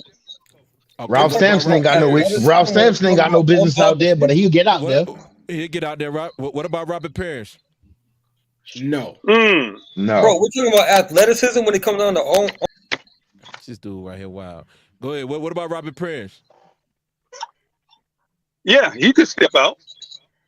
Okay. What about Ralph Sampson? Like my man said. Definitely step out. Definitely. Okay. All right. Well, I mean, I can keep. We can keep going, but that's mainly the big men right there. I mean, so Shaq pretty much the only one that'll have a problem. He's the only one that would have problems. Yes. And Sean Bradley and Rick Smith's gonna get their ass bust. Oh yeah, they get tore up. They get their ass bust. Yeah. Now they even get Sam Perkins might have a problem too. But hold on, how many? Look at the league right now. Man, y'all. How many great centers are in the league right now? None. Really, none because they don't. None. Because you don't. How many centers that really, truly post up even now? There ain't no big man. There ain't no good big man. Here go the better one for you. How many of them are actually centers? Because Bam is a power. Bam's a forward. Yeah, he's a tweener. So really, he's a forward. Can I ask when we got Joel Embiid and Jokic, and Jokic is undersized though. Can I ask when did my fault, Dave? Go ahead, bro. I want to ask when did Shaquille O'Neal be deemed a bit slow? When did that happen? When did the game? He's trying to tie this into Kobe. Miami? I'm not trying to tie this into Miami. Kobe. When did he become? He was old at that point, but that's when he considered that. Okay, well, so Miami. how can we base until then? So why are we using old Shaq? Why aren't we using prime Shaq? Prime Shaq wasn't slow. Magic Shaq. He wasn't slow at all. And no way with the Lakers. He wasn't going to get out there consistently. Man, he ran the break in Orlando. He ran the break. Yeah, he ran the break. We're talking about everybody in their prime, though, right? Yeah. Well, when you talking about somebody running a straight line and somebody having to put on the brakes, that's a whole different story, man. Bro, hold on. We are talking about everybody ain't got brakes, right? Hold on, bro. Everybody ain't got brakes, bro. I don't think that Shaq could guard. I don't think Shaq could guard the perimeter. But what I don't like, what I don't agree with is that you saying everybody can except for Shaq. Now that I think is a little ridiculous. Yeah, I don't agree. We're talking about a pick and roll. Now you switching. You got to play perimeter defense on a guard, right? Or a small forward, right? I'm talking about being let me clarify, bro, because I'm with you. I want to understand. We're talking about not a pick and pop. We're talking about a pick and roll, and now you're defending a guard. Yeah. I don't think no 7-footer. There's none of them. None of them are going to guard the bro. None of them are going to play defense on a guard, bro. I'm talking about a big center defending today's stretch 4. It's not possible. Yeah, man. But the only one who can really go out there and guard the guards pretty much is Hakeem Olajuwon. Yeah, Wilt Chamberlain to block that shit too, but you know. But he got to take away the distance or the space they're going to create. They're going to create space. Kobe Bryant is not. He's going to be in foul trouble if you got to guard Kobe, bro. Kobe's going to make him foul. Do you know how much space you got to create in order to get a shot off on a 7-footer? That's why I said they're going to 14 feet. You got to create a lot of space. They got to play catch up, bro. They got to be fast enough to beat him to the spot, and that's not true for any of them, bro. It's not true for any of them. None of them are going to beat these guards to the spot. Kobe's going to get to where he want to get, and they're not going to be able to stop that or stop him. Do you know how much floor? Wait. Do you know how much room they cover? They cover a lot of space, bro. Bro, as a guard, I know if a big man's guarding me, I'm not going to look for a shot first. Pause this one right quick. Off the dribble. I'm going to beat him off the dribble every time. All right. Okay. You got your point off. You got your point off. All right. And I'm going to say this because using Kobe Bryant is a bad example. Using Kobe Bryant's a bad example because Kobe Bryant did not waste dribbles. Kobe Bryant did not waste attempts. Kobe Bryant was getting to a spot on the floor. He wasn't trying to step back, spin, turn, move here. He wasn't doing all of this extra shit. He did, though. He did it to get to a place. No. Listen again. He was watching. Kobe did it to get to pivot, bro. All right, y'all got it. Kobe was the player. Get to the bag. 1-2 dribble, pull up. That shit don't happen no more. He's gonna get whatever he wants. That don't happen no more. That don't happen no more. Get whatever you want, bro. Kyrie about to dribble. No big man and no guards going. No big guards is barely switching out on that shit. So what makes you think the big man gonna be able to keep up? Guards is barely switching out on that shit. What makes you think the big man gonna keep up then, bro? So that right there, Kobe Bryant's a bad example for that one because he ain't doing the bullshit with y'all. Bro, you're saying that, but it's not true. He ain't doing the bullshit. Kobe did what made Kobe what he was is just Kobe. Guys like Kobe, Mike, and I believe I said this to you just before, Dave. They knew where they were going and getting to a spot. And you weren't going to stop them. Nobody was going to stop them from getting to their spot. Nobody has. Historically, nobody has stopped them. And guys like him, it's a bucket every time. I don't see that. I don't seen Kobe blow by some motherfucker. I don't seen Kobe dunk on a lot of shit. Exactly. So why and with his IQ, why would he stop and pop when he knows he has a larger defender on him who's slower? He's gonna get by him and then score because the big man in the paint, it's an easy bucket at the rim. Why would he do that? Let's make it make sense. Hey, but you Yeah, well, I'm trying to see about the topic because Wilt could close out on those shots, man. Right now, the bottom. Here is a shot. That's blocked by Chamberlain. Here's a long pass to Goodrich. He gets the ball. He lays it up. It's good. The Lakers lead by 1. 93-92. Los Angeles, 24 seconds to go. The give to Van Leer. Timeout, Chicago. Here's the play they'll be talking about forever. Jason Tatum going to the hole. Bam Adebayo. Oh, he says, get it. Let me share the screen again. Let me see. Here we go. Share. The block that LeBron James had against Golden State when they were down 3-1 in Game 7. I thought that block impacted one of the greatest championships of all time and in NBA history. But I will say, hey, now y'all go ahead. That's one of the greatest stories ever told, right there.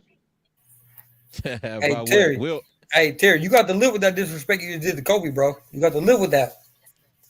But say he not doing the bullshit that James Harden and the rest of them do? He's not gonna have to. We're talking about Kobe. He was praising Kobe, man. You be listening to the wrong thing. He was agreeing with you. Again, Kobe isn't going to do 30.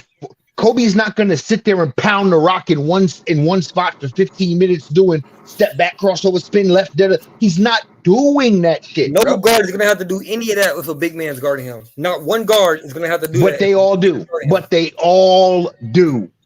They don't. Go look. Every single one of them do. They got to dance. They don't start the dance. They don't go nowhere. Even Jason Tatum, he got a turnover, fumble the ball, fuck up at the rim. While a perimeter defender is guarding him. That's why stop that shit. That's not off the pick and roll. Fuck out of here. The dynamic, bro. That's not off the pick and roll. I've already watched Al Horford pop out on niggas like James Harden and Air. Watched it. Robert Williams pop out on him. Air. Because the thing is, nowadays, this group of guards, they play volleyball line to volleyball line, 3-pointer to the 3-pointer. I'm going to do a spin move. I'm going to do a step back. I'm going to do all of this to step back to shoot a 3. It's right underneath. We're back in. Clifford Ray is out of the ball game. Guards nowadays aren't like guards before.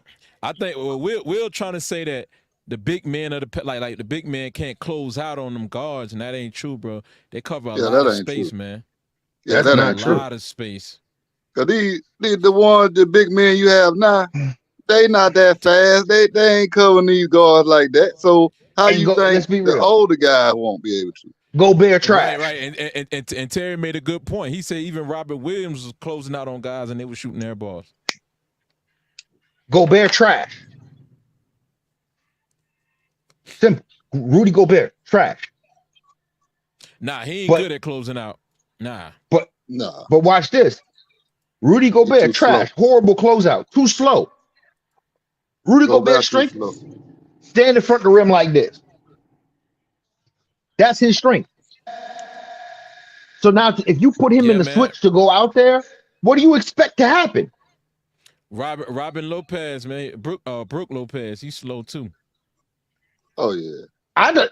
But even Robin Lopez, I've seen Robin Lopez out on the perimeter on guards. Yeah. Hey, Fidel, how you think Wilt would handle today's game, man, as far as closing out on the 3-point shooters, pick and pop?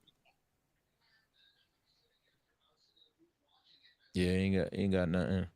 Okay, yeah, he must have stepped out. But yeah, man. Okay, who that legend? Fidel, how you? Go ahead.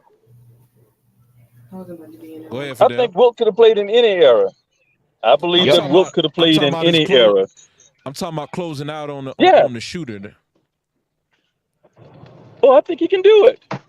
Definitely. He's getting beat up. Let me offer another transition, if I may.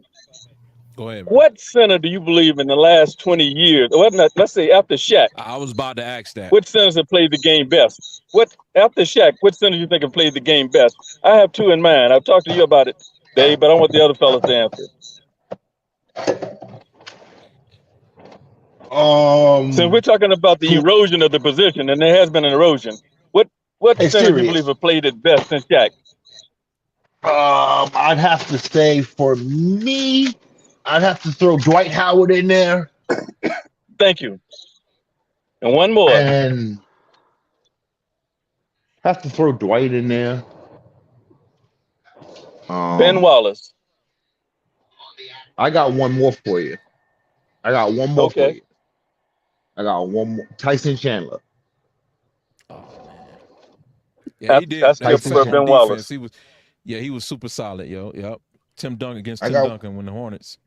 So you think y'all want Tyson Chandler as an example of playing the center position where you could not throw the ball to Tyson Chandler or Ben Wallace in the post and get a basket, and you want to put them as a prototype center? No go. Yeah, no. Yeah, are we still talking about the big man guard? Hold up, wait a minute. If you want to say that, let's just be real. Dwight Howard's the player that got the same 3. He got 3 post moves and 2 of them in the same move. But they worked. He scored 20 points a game. Yeah, off lobs from Jameer Nelson, Hito Turkoglu, and Rashard Lewis. That's for the back. That's for the offense to figure out. You gotta put the team together. If you want somebody like the Dwight Howard team, every player got help. You know what I'm saying? If you want to keep it a buck, the one big man that nobody talks about no more because he got injured and he just disappeared after that, Andrew Bynum. He wasn't guarding the perimeter. We talked about him last show. Are we still talking about guarding the perimeter, or am I lost? Hey, bro, we talked about him last show. Yeah, you know what I'm saying? Yeah. Are we talking about the big man guarding the perimeter still? Because Will was the only one who got a problem with Andrew Bynum. Because I let's never just had a be real. conversation about Andrew Bynum on purpose. But no, In the last 20 years, are we still talking about the big man that can guard the perimeter? in the last 20 years, because let's just say in the LeBron era of basketball, right? In the last 20 years, after Dwight Howard, who is your next best center? Well, I can It's give Ben you Wallace someone. for me. Ben Wallace couldn't score a basket, man. I'm not. He does. He. I mean, come on. Let's not talk about nobody who. You want to know who's He's the most prolific scorer. He's the center I'd like to have after Dwight Howard. You want to know who's the drop off? Who's after Dwight? Where the drop off falls to? Who? Roy Hibbert. I was just about to say that. I was about to say that. That's the drop off. Like look at the difference. It was a short point in time, a 3-4 year period where Roy Hibbert was an elite center. Yeah. And they went to Brook Lopez too. But hey, I'm gonna ask y'all though. So if Will ain't the GOAT, man, then how many like just off a center position only, how many centers can you name better than him? Then Will? Yeah. Give me Shaq. I'm saying as far as legend. Give me Shaq. Legend and D'Angelo. I got Shaq. I already know where y'all stand. Okay, Shaq. You saying Shaq is better than Will? I'm gonna say Shaq and Kareem. Okay, who else? I'm gonna say Shaq and Kareem. That's it. Some people might say Hakeem. I'm not gonna say a modern day player is better than Wilt, bro, because one, he was strong. Yeah, he was fast, and he was a specimen, bro. We haven't seen another player like Wilt yet. You know, to be honest with you, one of my favorite bigs. Let me ask you. Okay, go ahead, bro. Real quick. One of my favorite bigs that people don't talk about because he came over to America very late is Arvydas Sabonis. Not compared to Wilt. Nah, I don't know about that, bro. Right. But listen, hey, so D'Angelo, so you said Wilt was a myth though, bro. But you can't name nobody really better than him. Hey, I didn't say that, Dave. Me neither. I didn't say that, bro. My words. You stretching my words. You said that, bro. I got the clip, bro. Let me tell you what I said. Let me tell you what I said. Go ahead, man. Let me tell you what I said.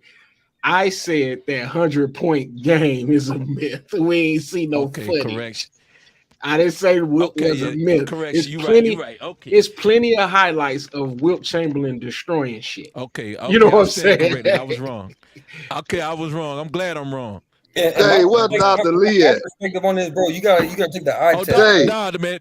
Dr. Lee ran, bro. He ain't coming back. Because you know what? I'm gonna tell you, for him to be the GOAT, and his playoff record is 88 and 72. Compared to Jordan, 119 to 60 losses, it ain't even close. Listen, let me go and speak to let me speak to this. Look at Wilt's playoff stat. All right, look at his playoff stat, Jake. Let me go and tell you this, man. Listen, Jake, I want to ask you, since you filling in for Dr. Lee, you can take this back to him. Y'all say he scored a lot of points. He's the best scorer. How many 30-point games did he get in the playoffs? How many, Jake? You know this. I don't know that. I don't know. You or Dr. Lee don't that. know. I didn't write the book. Dr. Lee would know. Hold on. But I don't know. Okay, no. But he ran though. He ran. Like I said, he had 42 30-point games. All right. You know how many Jordan had?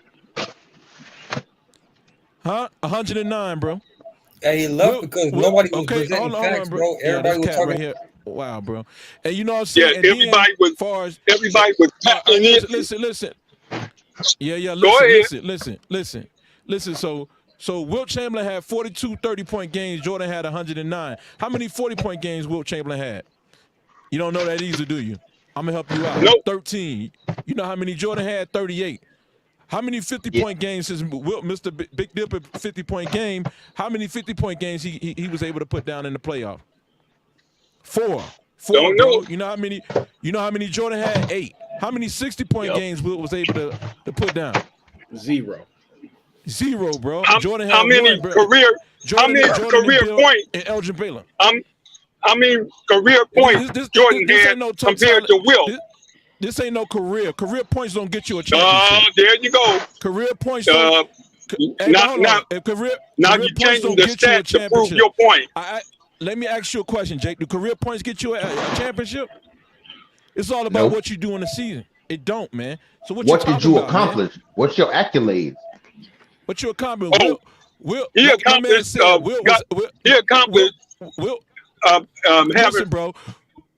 Listen, bro. Wilt was 88 and 72 in the playoffs. Jordan was 119 to 60. Wilt had a 55. Wilt had a 62% win percentage in the series. No. Matter of fact, he had a 55% playoff percentage in the playoff. Jordan had a 66%. He won 2 out of every 3. And then you talking about far as series, Wilt Chamberlain Wilt won about 62%. And Jordan won 81%. So okay, Dave, let me ask you then. If that's the barometer, if that's the barometer, then is Tim Duncan better than Wilt Chamberlain? He could be. We never know, but we don't know what's his numbers. What's his playoff record? I think his winning percentage in the playoffs probably better than Wilt's. Okay. Well, there you go. But I don't think anyone would argue that Tim Duncan was a better player than Wilt Chamberlain. I think Tim Duncan is one of the most unappreciated. Tim Duncan wants to be classified as a 4. Let's leave him as a 4. No. Well, I mean, Michael Jordan wasn't a center either. We're talking about playoff winning percentage. We're talking about you can champions. You're talking about champions. You're talking about champions. In conjunction with other things, you know what I'm saying? That's what I'm saying. Like Wilt, his numbers went way dramatically down in the playoff. Drastically, he fell off in the playoff. Okay, maybe his team did as well. Nah. Wilt didn't play team basketball, man. How many championships? Late, man. How many championships Wilt got? Wilt he got 2. Everybody knows that. That's elementary. Come on. 2 championships. 2, man. He got 2. He lost 4. Finals. He was 2 out of 4, man. He was 33%. You know how many Jordan won? 6 for 6. He was okay, but is it only about Wilt and Jordan? Is Tim Duncan then a better player than Wilt Chamberlain? The leader. He had a better career. Tim Duncan had a better career. Had a lot of in the playoffs. Help around him. Y'all always basing something the range. And Jordan do not have the most range. Hell, Robert Ory got just as many rings as Jordan. We didn't say just range. Oh, shut up. Don't even bring Robert Ory. Going by range. Shut that shit up. Let's talk about Robert Ory. Robert Ory got more range. Shut that up. How many championship teams did Robert Ory lead to the finals? How many teams? How many times Robert? How many times Robert Ory was the number 1 option? How many times, bro? Never. Y'all talking about range. But you got Tim Duncan. But we're talking about range. It do matter. When you want to bring up, we're talking about range. We ain't talking about how he got the range. How many times Bill Russell led his team? You know what I'm saying? It was Sam Jones saving them a lot of times. What you? It don't matter. We talking about range. Y'all specify range. Nah, I can name about 13 people. Nah, you sound like the old dude mad. You sound like the dude mad about your pudding being warm. Nope. Y'all just started specifying range. If you're going to talk about just range, let's talk about range. That's what you choose to focus on. You sound biting me. That's all you took out of what I said. Okay, but what about winning percentage in the playoffs? You got Tim Duncan. I've never heard someone argue that Tim Duncan was a better player than Wilt Chamberlain. And I'm sure he had a better winning percentage in the playoffs. It's a lot of people. It's a lot of people that do. A lot of people put Tim Duncan ahead of him. Yes, they do. Well, all right. I'm not that sociable, I guess, because I don't hear that. Yeah, but they say he the best power forward of all time. No, okay, but we're talking about best player, Jordan. They're not calling him a power forward. Jordan is compared to Wilt Chamberlain. Just 5 minutes we ago. compare them two because Wilt has been talked about as the GOAT. Yeah. And Jordan, everybody know Jordan. So, but Dave just interjected his winning percentage in the playoffs in comparison to Chamberlain. Yeah, see, that makes a big difference. I believe we all agree that Tim Duncan won quite a bit in the playoffs. Yeah, he did. Okay, but he was a Fidel. I just pulled up his numbers right. Tim Duncan was at 100. He was 157 and 94 in the playoffs, man. Okay, that seems like a better winning percentage. Right. Hold on. So his winning percentage was 62%. Right? I mean, 50, 59, 60%. There you go. 60%, 59.8. And Wilt's was what That was his percentage? win. Wilt was 55. 55? 55% in the 55? playoffs, yeah. Okay, by your matrix, he's a better player than Chamberlain. That's my point. And I don't think he was. Listen, I don't pick one metric. I go at an accumulation of metrics. Okay. You see All what I'm right. saying? All right. Okay. So all I right. just want to tap back in on that Robert Ory topic. Like Jake just said, he tried to stop with Robert Ory doesn't championship count. rings. I mean, let's just let's talk about right. those two He players. says championship rings, but see, I'm Don't not focusing just on championship ever do that rings. again. I'm talking about his win percentage, his championship rings, his accolades. I'm talking to all of this stuff, man. His scoring percentage, his defense, how many defense awards he, what his skill set. I'm talking about all of that, bro. I ain't just talking about, one aspect of a person's game or come on, man. You got to miss me with that, Jake. I think without Wilt Chamberlain, this game wouldn't be anything that it is today. Somebody has to be the barometer for greatness. Who had the most records and still holds the most record in the NBA? Against segregation, man, against white players. There were other people who weren't white in it. There were other 10 people who teams weren't in the white in the league. Bro. It was 10 teams in the league. 10 teams in the league. There were other players who weren't Caucasian. What happened to that barometer when he hit the 70s? Those numbers dipped dramatically, didn't he?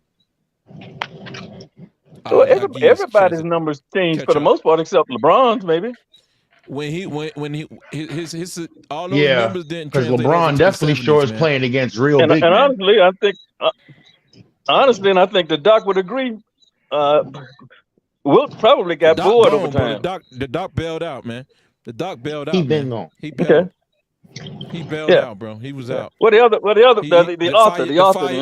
He know that fire was about to. Yeah, he was the author there. Yeah. Well, the author I think would agree with me. Yeah, he out. He was bored by that time. What you say? He think Wilt was bored?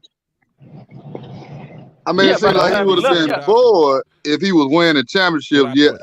I could see Bill Russell getting bored. He won 11 championships.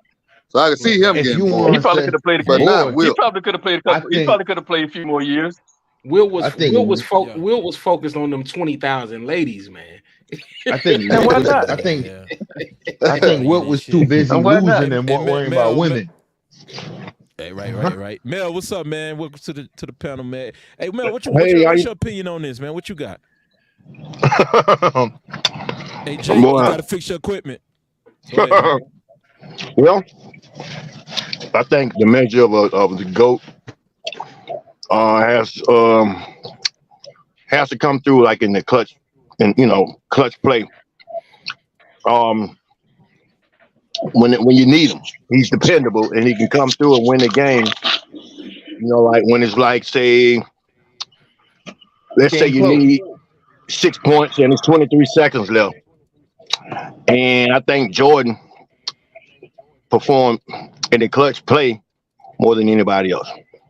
When you got to hit those threes, them 2 threes, and the free throw. All right, then, yeah, that's a good point. But as far as Wilt Chamberlain in the clutch performance, what you remember about Wilt Chamberlain in the clutch? I couldn't really. Not really, no. Okay, I figured. Nothing, bro. Hey, anybody got something to say about that? Fidel, Jake, anybody? I think the measure of a GOAT has something to do with clutch playing, like Jordan or Kobe Bryant. When you needed those points. And Kobe wasn't clutch at all, but yeah. Jake, man, what you say about that, man? Jordan didn't have more clutch plays than LeBron.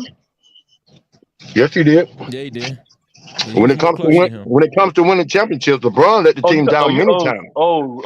You're talking about in finals only. We talking about we talking play NBA finals. Finals. We ain't talking regular season and all that other stuff, man. Okay. Well, I don't know. LeBron got plenty of regular season clutch, but I'm talking about finals. Cleveland went so many times. Remember that Cleveland team? Yeah, we get you, Mel. Hey, true. That's real talk, man. Hey, Dan Angelo, man, he said Kobe was clutch. Really? I ain't know that, man. Kobe had some clutch, man. I think Kobe was clutch. I didn't know that, bro. I think you think he was? Yeah, you got your love goggles on.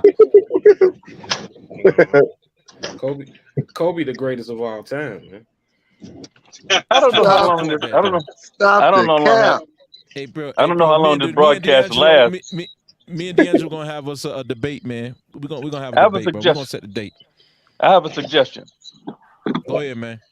Okay. I don't know how long this broadcast lasts, but why don't we end it on what five players? We go all the way to the morning, man. Okay. All the way to the morning. Well, at some point, let's discuss what five players. I don't believe in Mount Rushmore. Mount Rushmore makes no sense. Nobody plays with four guys. Right. The original Mount Rushmore was 5. All right, so yeah, it makes more sense. You don't need to call it Mount Rushmore. I'm just your 5. Your favorite 5, best 5 at each position. All right, so we can make an argument that Michael Jordan is in that top 5, in my opinion. Kareem is in that top 5. Wilt is in that top 5. From there, y'all can say whoever, man. I probably it's a toss up from there.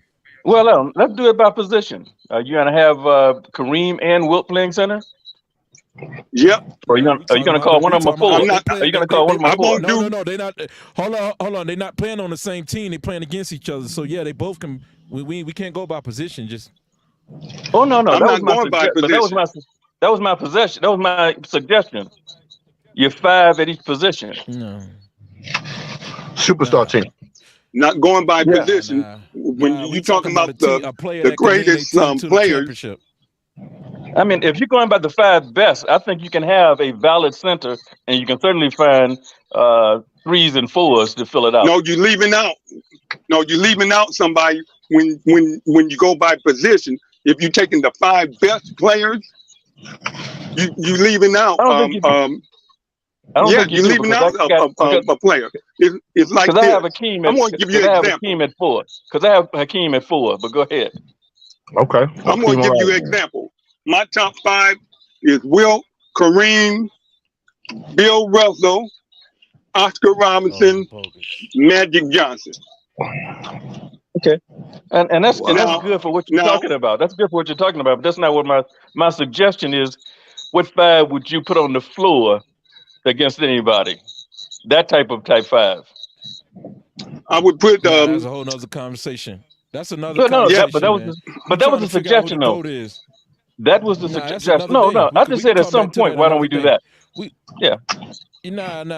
talking about the GOAT player, man. That's what we talking about, man. All right. Which player would you choose to represent to take your franchise to the promised land? That's what we. Wilt Chamberlain every day that ends with a Y.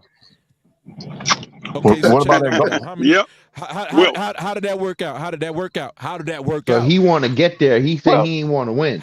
He want to get there. No. You don't know how it worked out because you don't have other 4 players. You know how it worked out with the players he played with and who he played against. That's what we got history for.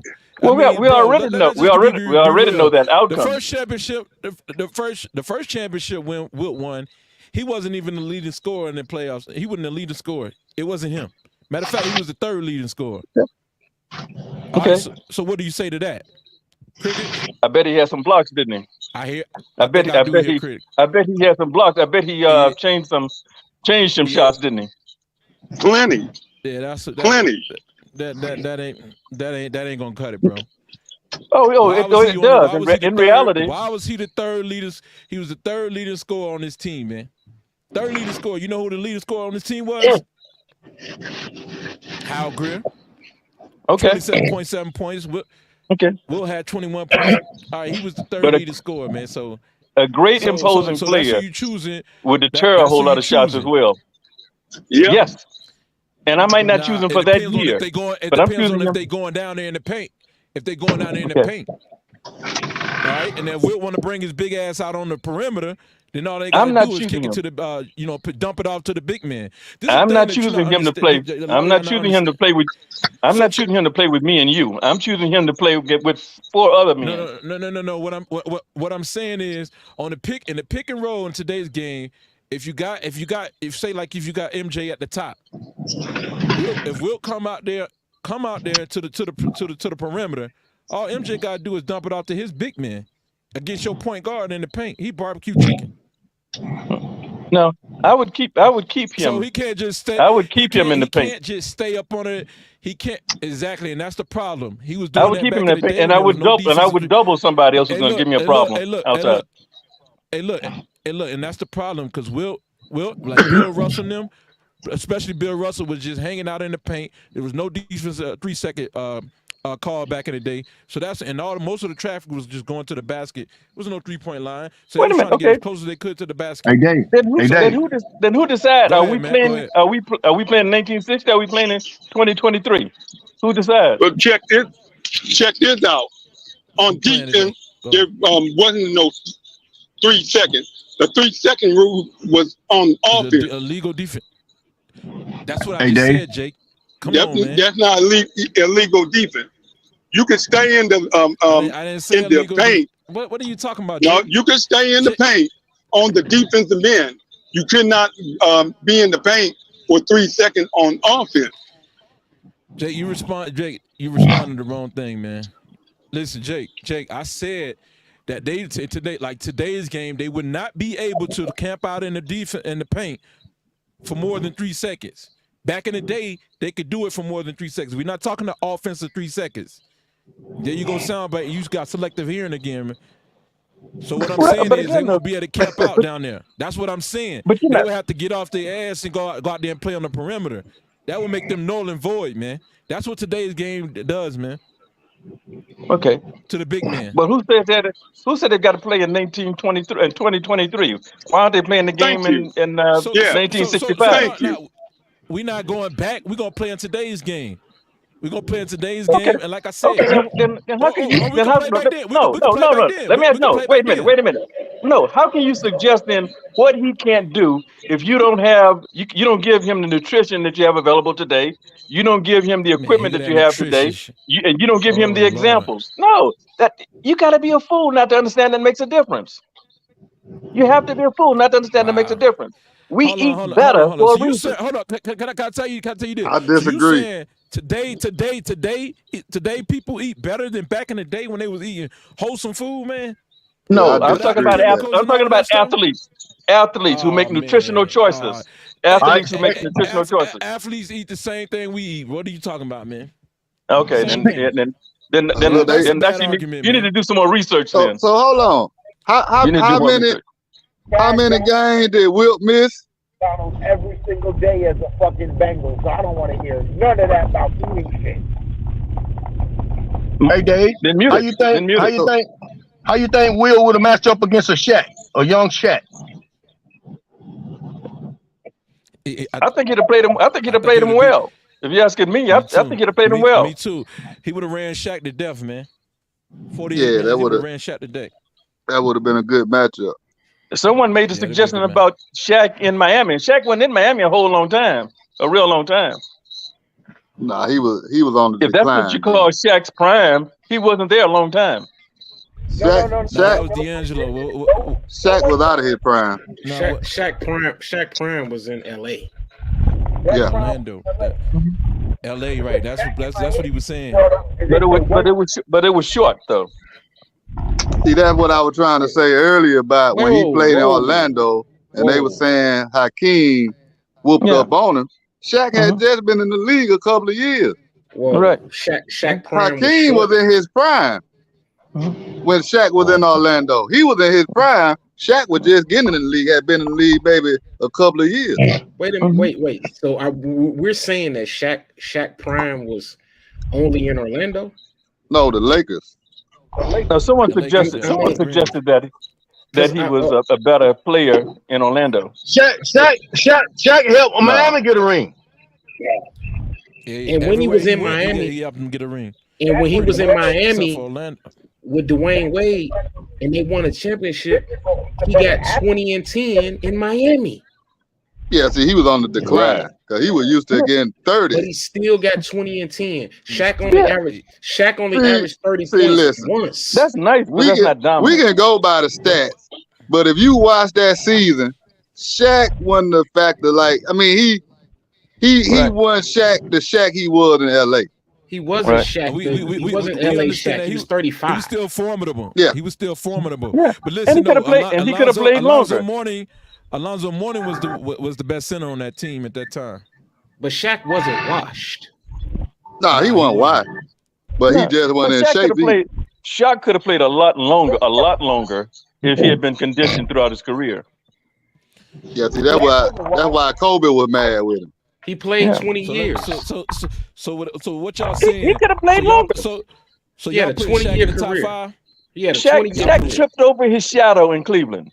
He had a 20-year career. Listen. So did you see Shaq? Did you see Shaq trip over his shadow in career in Cleveland? Hey, Dave, Shaq on my top 5. Shaq not top 5 because he didn't stay in shape. That's what I'm saying. So, Trav, do you put Shaq at top 5? Nah, he ain't in the top 5 because, like they were saying earlier, if he would have stayed in shape, Shaq would have been in the top 5. But by him not staying in shape, that's why Kobe was mad with him. He didn't want to play with him because Kobe working out, Shaq won. That's why Shaq can't be in the top 5. So let me ask you this: do you put Tim Duncan in the top 5? Is he over Shaq? For a career, yeah. But if I got to take one on, I'm gonna take Shaq over Duncan.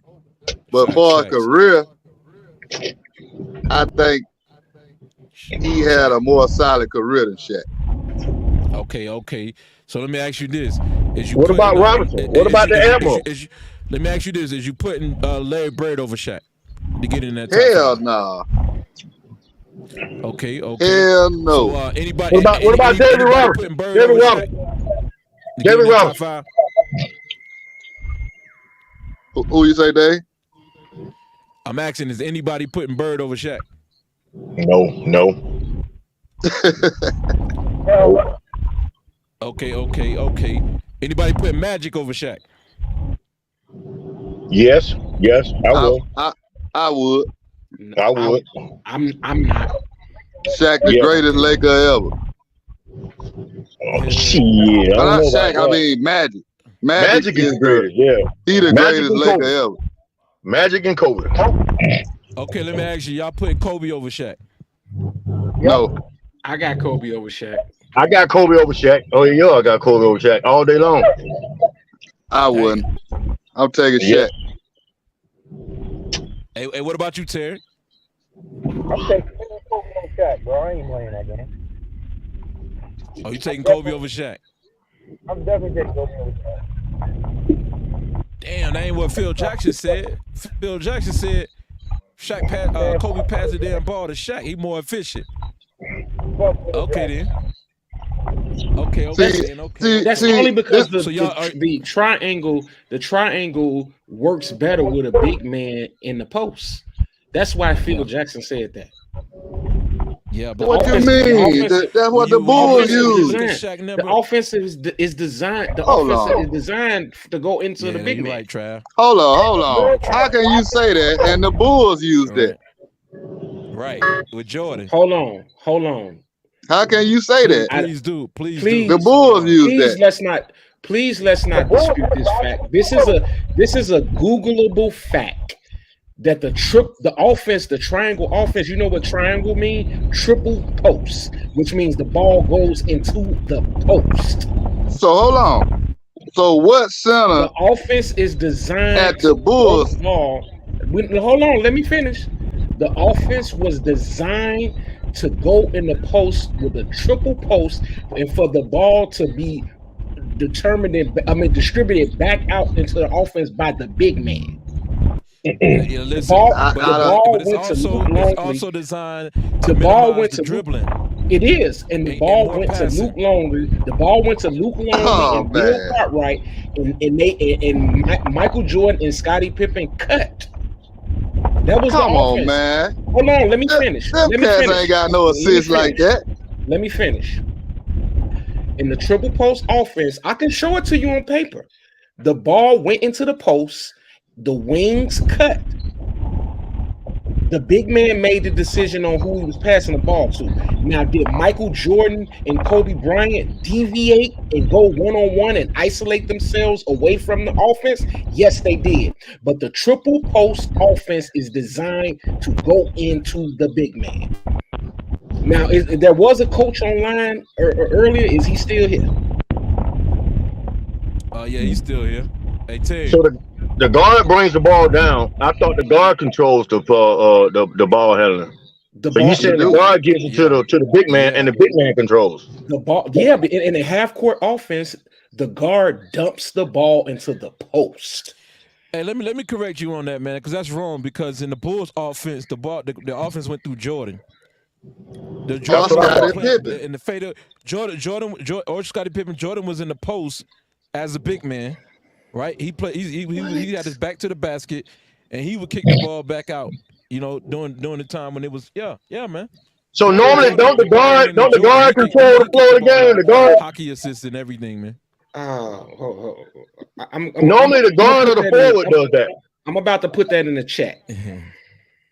Yeah, because that's why I'm telling you, the Bulls, it wasn't working like that with the Bulls. It's just that offense, but they didn't have no center like Shaq. So that wasn't working. Center. That wasn't working. Because see, the person that's in that post, he got to be a scoring threat. If you get about a Luke Longley or Bill Cartwright, they not no scoring threat. So it wouldn't even work the same. Bill Cartwright. Well. Right. But if you dumping it right there to Scottie Pippen or Jordan right there on the block.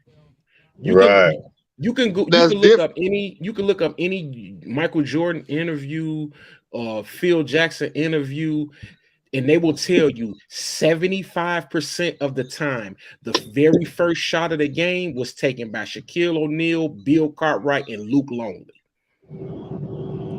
That still don't mean nothing. It's a big difference between Cartwright and Shaq, though. Nah, I know. Hey, I know. Even if we gave you the benefit of the doubt, that still don't mean that's who the offense go to. Nah. Okay. And then back in them times, most teams worked inside out at that time. But it's still that offense ain't working the same if you don't have no Shaq right there. You gonna have to put different players right there, other than Luke Longley or Bill Cartwright. I'm still tripping on the fact that he said that Kobe, who shot like 44% compared to Shaq shooting like 60%, you gonna give Shaq the ball over Kobe?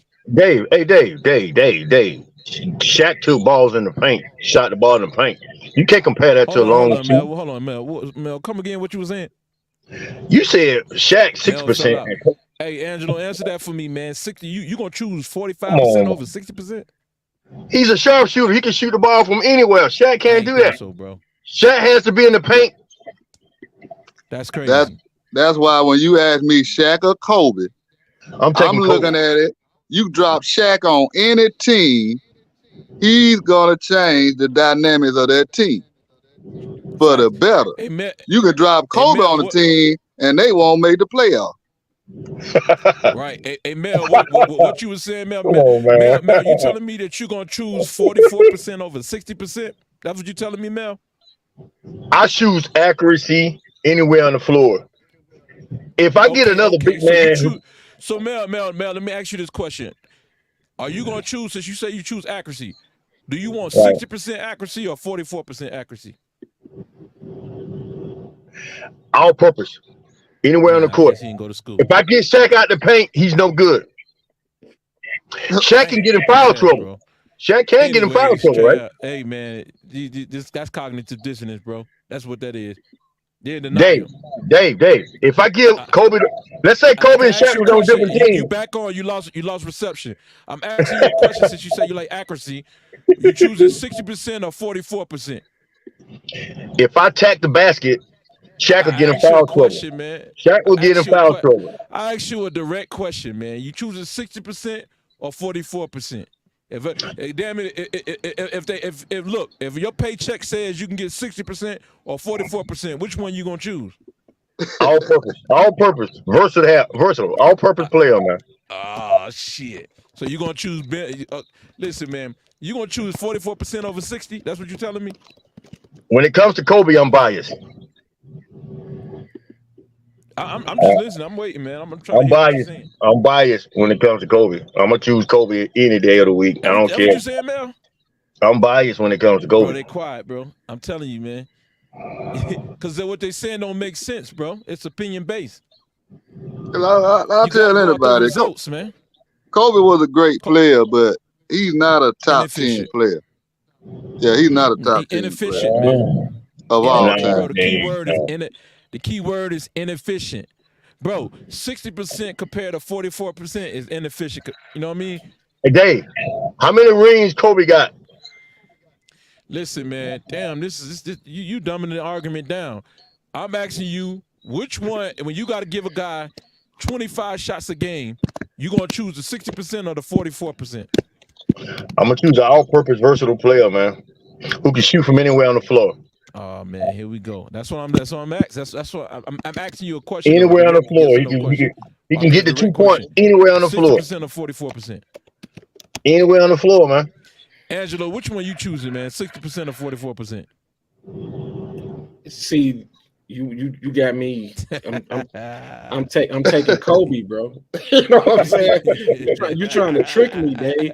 You're trying to trick me. I'm not, bro. Hey, Chad, trying to trick tricking them, Chad. It's a simple question.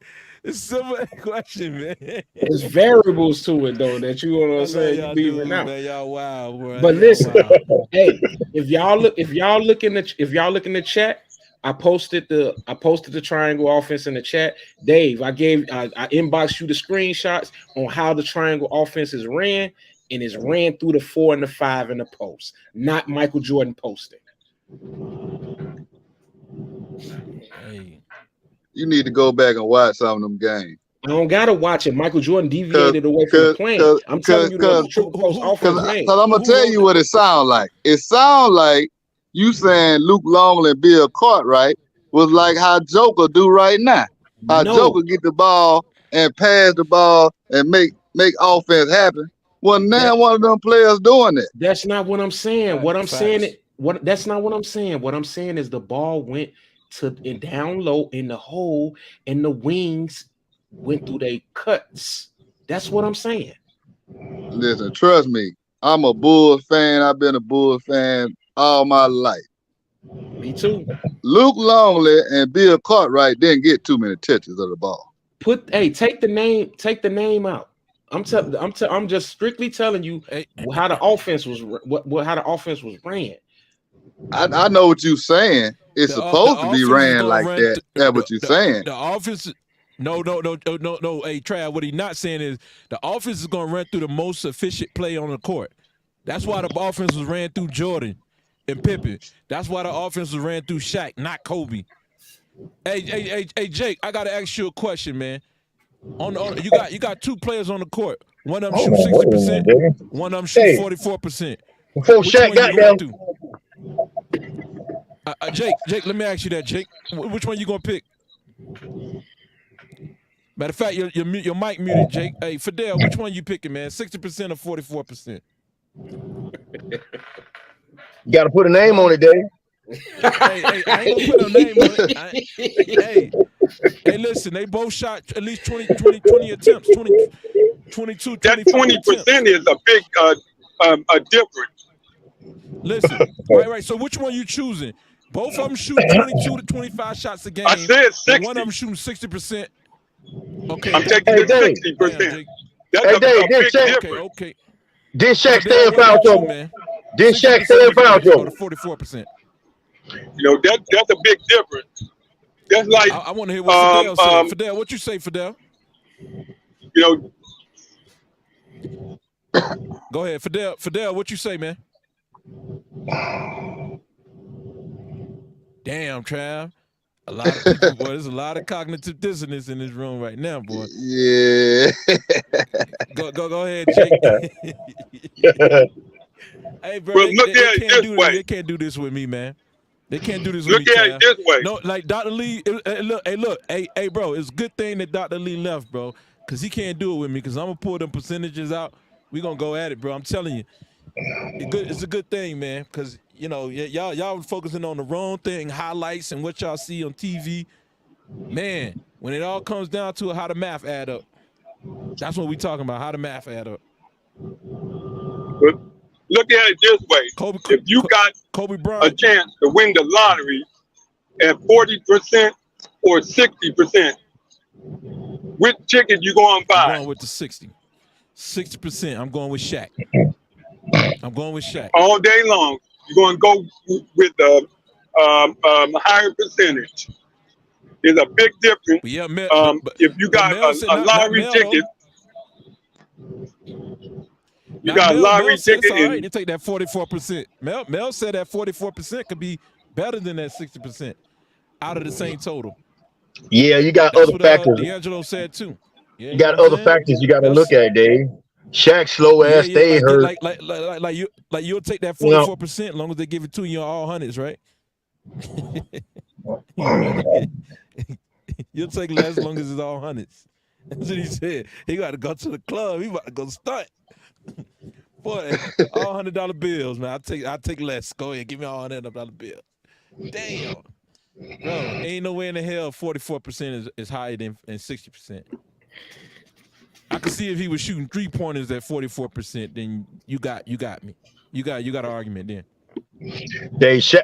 Kobe shoot anywhere on the court, man. Anywhere. Like Larry Bird, anywhere. Yeah, dead accuracy. He got the ability. He got the ability to shoot anywhere. But how accurate? Dead accuracy. He only shot Kobe was nowhere close for his career. He wasn't accurate. Kobe was no way close the shooter as Larry Bird. Hell, I didn't say that. I say they was in the same ballpark. I didn't say he was Larry Bird. Everybody know Larry Bird one of the greatest sharpshooters ever. They not even in the same ballpark, bro. They wasn't even in the same ballpark, man. Nah. They in the same neighborhood, man. They're in the same neighborhood. No. Nah, they might be a few blocks away. but it's the Angelo boy, though, man. It's the Angelo boy. You know what I'm saying? You see how quiet he is. He know, man. I like finesse, Dave. I like finesse. I like accuracy. Like KD. See, we all know he just love Kobe. He just love Kobe, but he know Kobe ain't the best. In his heart, he know that. He know that shit, man. The eye test, man. The eye test? The eye test, man. Eyes adjusted. When last time you got your eyes adjusted? He a poor man, Michael Jordan. Hey, Dave, I got some new joints yesterday. That's the reason why. Now go watch today. And then come back. Yeah. That ain't gonna do it, man. Kobe Bryant, dropping what was this? Their first championship run against Portland? He dropped 4 points. 2 points. Come on. Game four, he dropped 8 points. You know how many Kobe had? Kobe used to get double, man. They were double checking him. No. They were double checking him. That's cap, bro. They was doubling Shaq. Kobe had 50 games where he we scored less than 20 points. He had 15 games where he scored less than 10 points. I don't know the Kobe y'all seeing. They were double show. They put the focus on Kobe, Dave. Dave, it's a myth. It's a myth, bro. A myth. I'm taking Wilt over Kobe. Kobe a myth. Damn right, I'm taking Wilt. Y'all mean, man. Tough crowd, man. The truth, man. The truth. It's the tough truth, crowd, man. Truth makes you better, man. Truth makes you better, man. Yeah, y'all mean, man. But yeah, man, that's that, man. Hey, man, y'all got to put some respect on Wilt's name, man, especially you, Angelo, man. I ain't let you off the hook. Will out of here, so you get it. Man, I put respect on his name, man. I ain't disrespecting. You got him top 5. Do you got him top 5? No. See what I'm saying? That's what I'm saying. No. But wait, it's like, man, honestly, when I say my top 5, man, it's really my favorite. You know what I'm saying? It's really my favorite 5. You know what I'm saying? I can't give a top 5. I just like to give you my favorite 5. And Wilt don't crack that lineup. Yeah, we had 32 60-point games in regular season. This is regular season stats. Jordan laughing at that shit. But yeah. I guess it depends on what you like as a center. Because some people might say Shaq, some people say Kareem, Listen, Wilt, let the me tell you this: Dream. Wilt is going to offer the most for you at an all-around position. Wilt and Hakeem. It don't get no better than those two. The Admiral. At center position. But what about Kareem? Everybody keep skipping over Kareem. Too. Yeah, Kareem too. Exactly. But Wilt. Now Wilt Kareem had a nice shot. Better shot. I'm talking about block shot. Wilt Chamberlain was blocking that joint, man. Wilt Chamberlain blocked his hook shot twice in a row, man. One play. Y'all skip a lot of people, man. Y'all skip the Admiral. Y'all Moses skip Malone. Y'all skip. Damn sure did. Admiral. Pat, y'all I can go with Moses Malone, but not David Robinson. He was too soft. Not David Robinson or Pat Ewing. Not Pat Ewing either. Yeah, they were too soft. Missing layups at the damn rim. Come on, man. They great. They great players though. Hey, Pat Ewing lost to Michael Jordan, bro. He lost to Jake, Michael man, Jordan. where you at, man? Y'all got to stop discounting these dudes. So are we disrespecting Charles Barkley too? Oh no, he one of the best ever. Pat Ewing also lost against lost to Lakeem Olajuwon. Come on, another one. Jordan left the game. Jordan left the game to let him win. Look at everybody else. He ain't still good. And then y'all gotta look at it too. Look at a player like Charles Barkley. Charles Barkley was a dog. He was the man on his team. If you look for somebody to get bucket, Charles Barkley gonna get them buckets. Yeah, but he was out there playing football. Nah, man, come on now. Nah, come on, man. Playing football. That man gonna run right over you, man. He was like a early LeBron. He's just much shorter. He jumped over you. He jumped over. What kind of ball Shaq was playing then? Charles Barkley was a freak athlete, man. Y'all you tripping. He was big and fast. He wasn't Barkley was big and fast and strong. Right. And athletic. He was a short version of Shaq. A short version of Shaq. Yeah, because I ain't gonna lie. A lot of these players people talk about, I take Charles Barkley over a lot of these players people talk about. Me too. Man, I know this is an unpopular opinion, and hey, I'm making myself known for unpopular opinions. I see, you know what I'm saying. I'll take Charles Barkley over Tim Duncan, man.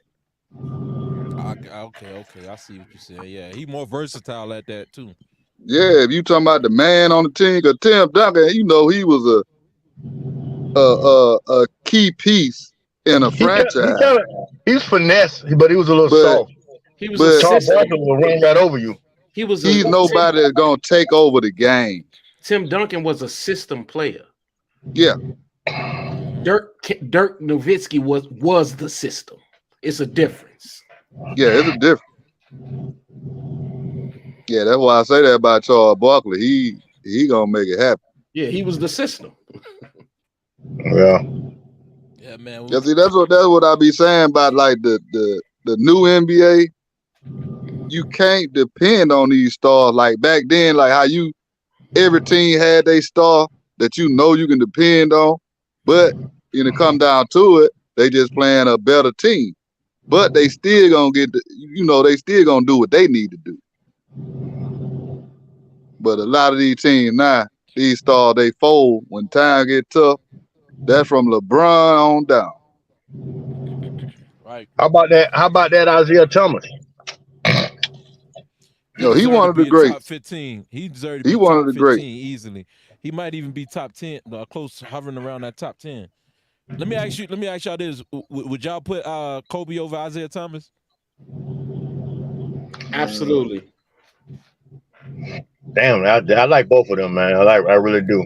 Would you put him over Trav? Damn, I like them both. To be honest, I would put Kobe over Tim. Yeah, Kobe over, man. If you want a player like a one-on-one player, but if you want somebody that's gonna lead the franchise, I'm going with Isaiah. Right. Let me tell you why I'm gonna choose Isaiah. Isaiah, not only can he get his baskets, he gonna get everybody around him involved. Kobe didn't have the ability to do that. He ain't True. know how to do that. I agree. I agree with that. I agree with that.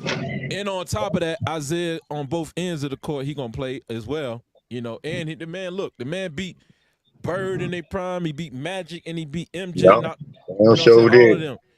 But he had an all-around team, though. He had an all-around team, dude. Yeah. He had a perfect team. All of those, all of those players, Bird, the Celtics had a perfect team. The Lakers had a perfect team. You don't want me to get started on them. Shit, the 76ers, all of them, man. So Isaiah, you know what I'm saying? Hey, man, Isaiah very underrated, man. All because Jordan don't like him. Nah, I don't think so. Like Jordan had to come through Detroit. He had to come through him. Yeah, Jordan didn't have nobody, but like I said, man, Isaiah deserved to be. Yeah, he need to be actually closer to 10, man. Probably he might even, he top 15. I know that for sure. If you respect Oscar Robertson, you gotta respect Isaiah Thomas. So let me ask y'all this too. Okay, what was the first year the Pistons won the championship? 88. 88. No, 89, 89. No, 89, bro. 89. Yeah, 89, 90. They two-peat, didn't it? They tried to three-peat. They got cheated in 89 by the Kareem hook shot. Bill Laimbeer contested. They call a foul. He did a clean contest on there, and they call a foul, and that gave the Lakers the championship. Nah, the Pistons won the championship. Yeah, the Pistons won. Yeah, they won back to back. Yeah, they won twice. Listen, 89, bro, they lost in 88 to the Lakers. Then they came back in 89 and 90 and won. Yeah, right. Yeah. Busted against the Bulls in 91. Yeah, you just and said. Jordan knocked them off. Right. But I'm just saying, as far as they got cheated out of that 88 championship, they should have had 3. But they gave the whistle on that hook shot. Hey, they should only have 1 because Scottie Pippen should have been a decoy when he caught that migraine because the Bulls had them on the ropes. Oh yeah. Scottie Pippen got that migraine and wouldn't go out on the floor. At least go out there and stand up there. Terrell Davis played with a migraine. Yep, sure did in football too. Hey, and I'm telling you, man, I'm so mad. Like we ain't touched on the Scottie Pippen topic. Like, man, I got a whooping. That's why we're gonna do that. We're gonna do that on your show. Yeah, I got a whooping. I got a whooping that man. Y'all tune in. Yeah, Tuesday, man. Y'all tune in, man. Make sure y'all subscribe to D'Angelo YouTube channel, man. Whatever the fuck I want to. You know what I'm saying? Whatever the fuck I want. I got that wrong. I say whatever the fuck I want. There you go. You know what I'm saying? And y'all can, you know what I'm saying, support, you know what I'm saying, Natural Born Brand, black owned clothing line. Ted, he was just in here earlier. You know what I'm saying? Natural Born Brand? Yeah, naturalbornbrand.com. I'm getting ready to make an order for my son. Send me that, send that to me, man. All right, will do, bro. Hey, send it to me too, Dave. I'm gonna do that, man. We all gonna purchase. And so yeah, man, we're gonna go ahead and sign out of here, man. A lot of us gotta get back to our schedule. Man, if you haven't by now, go and hit that like, subscribe button. Make sure you share that, and that's including everybody in this panel. Share the video. And we out of here, man. Raw Sports Radio, man. Keep it real, man. Keep it rock. Salute.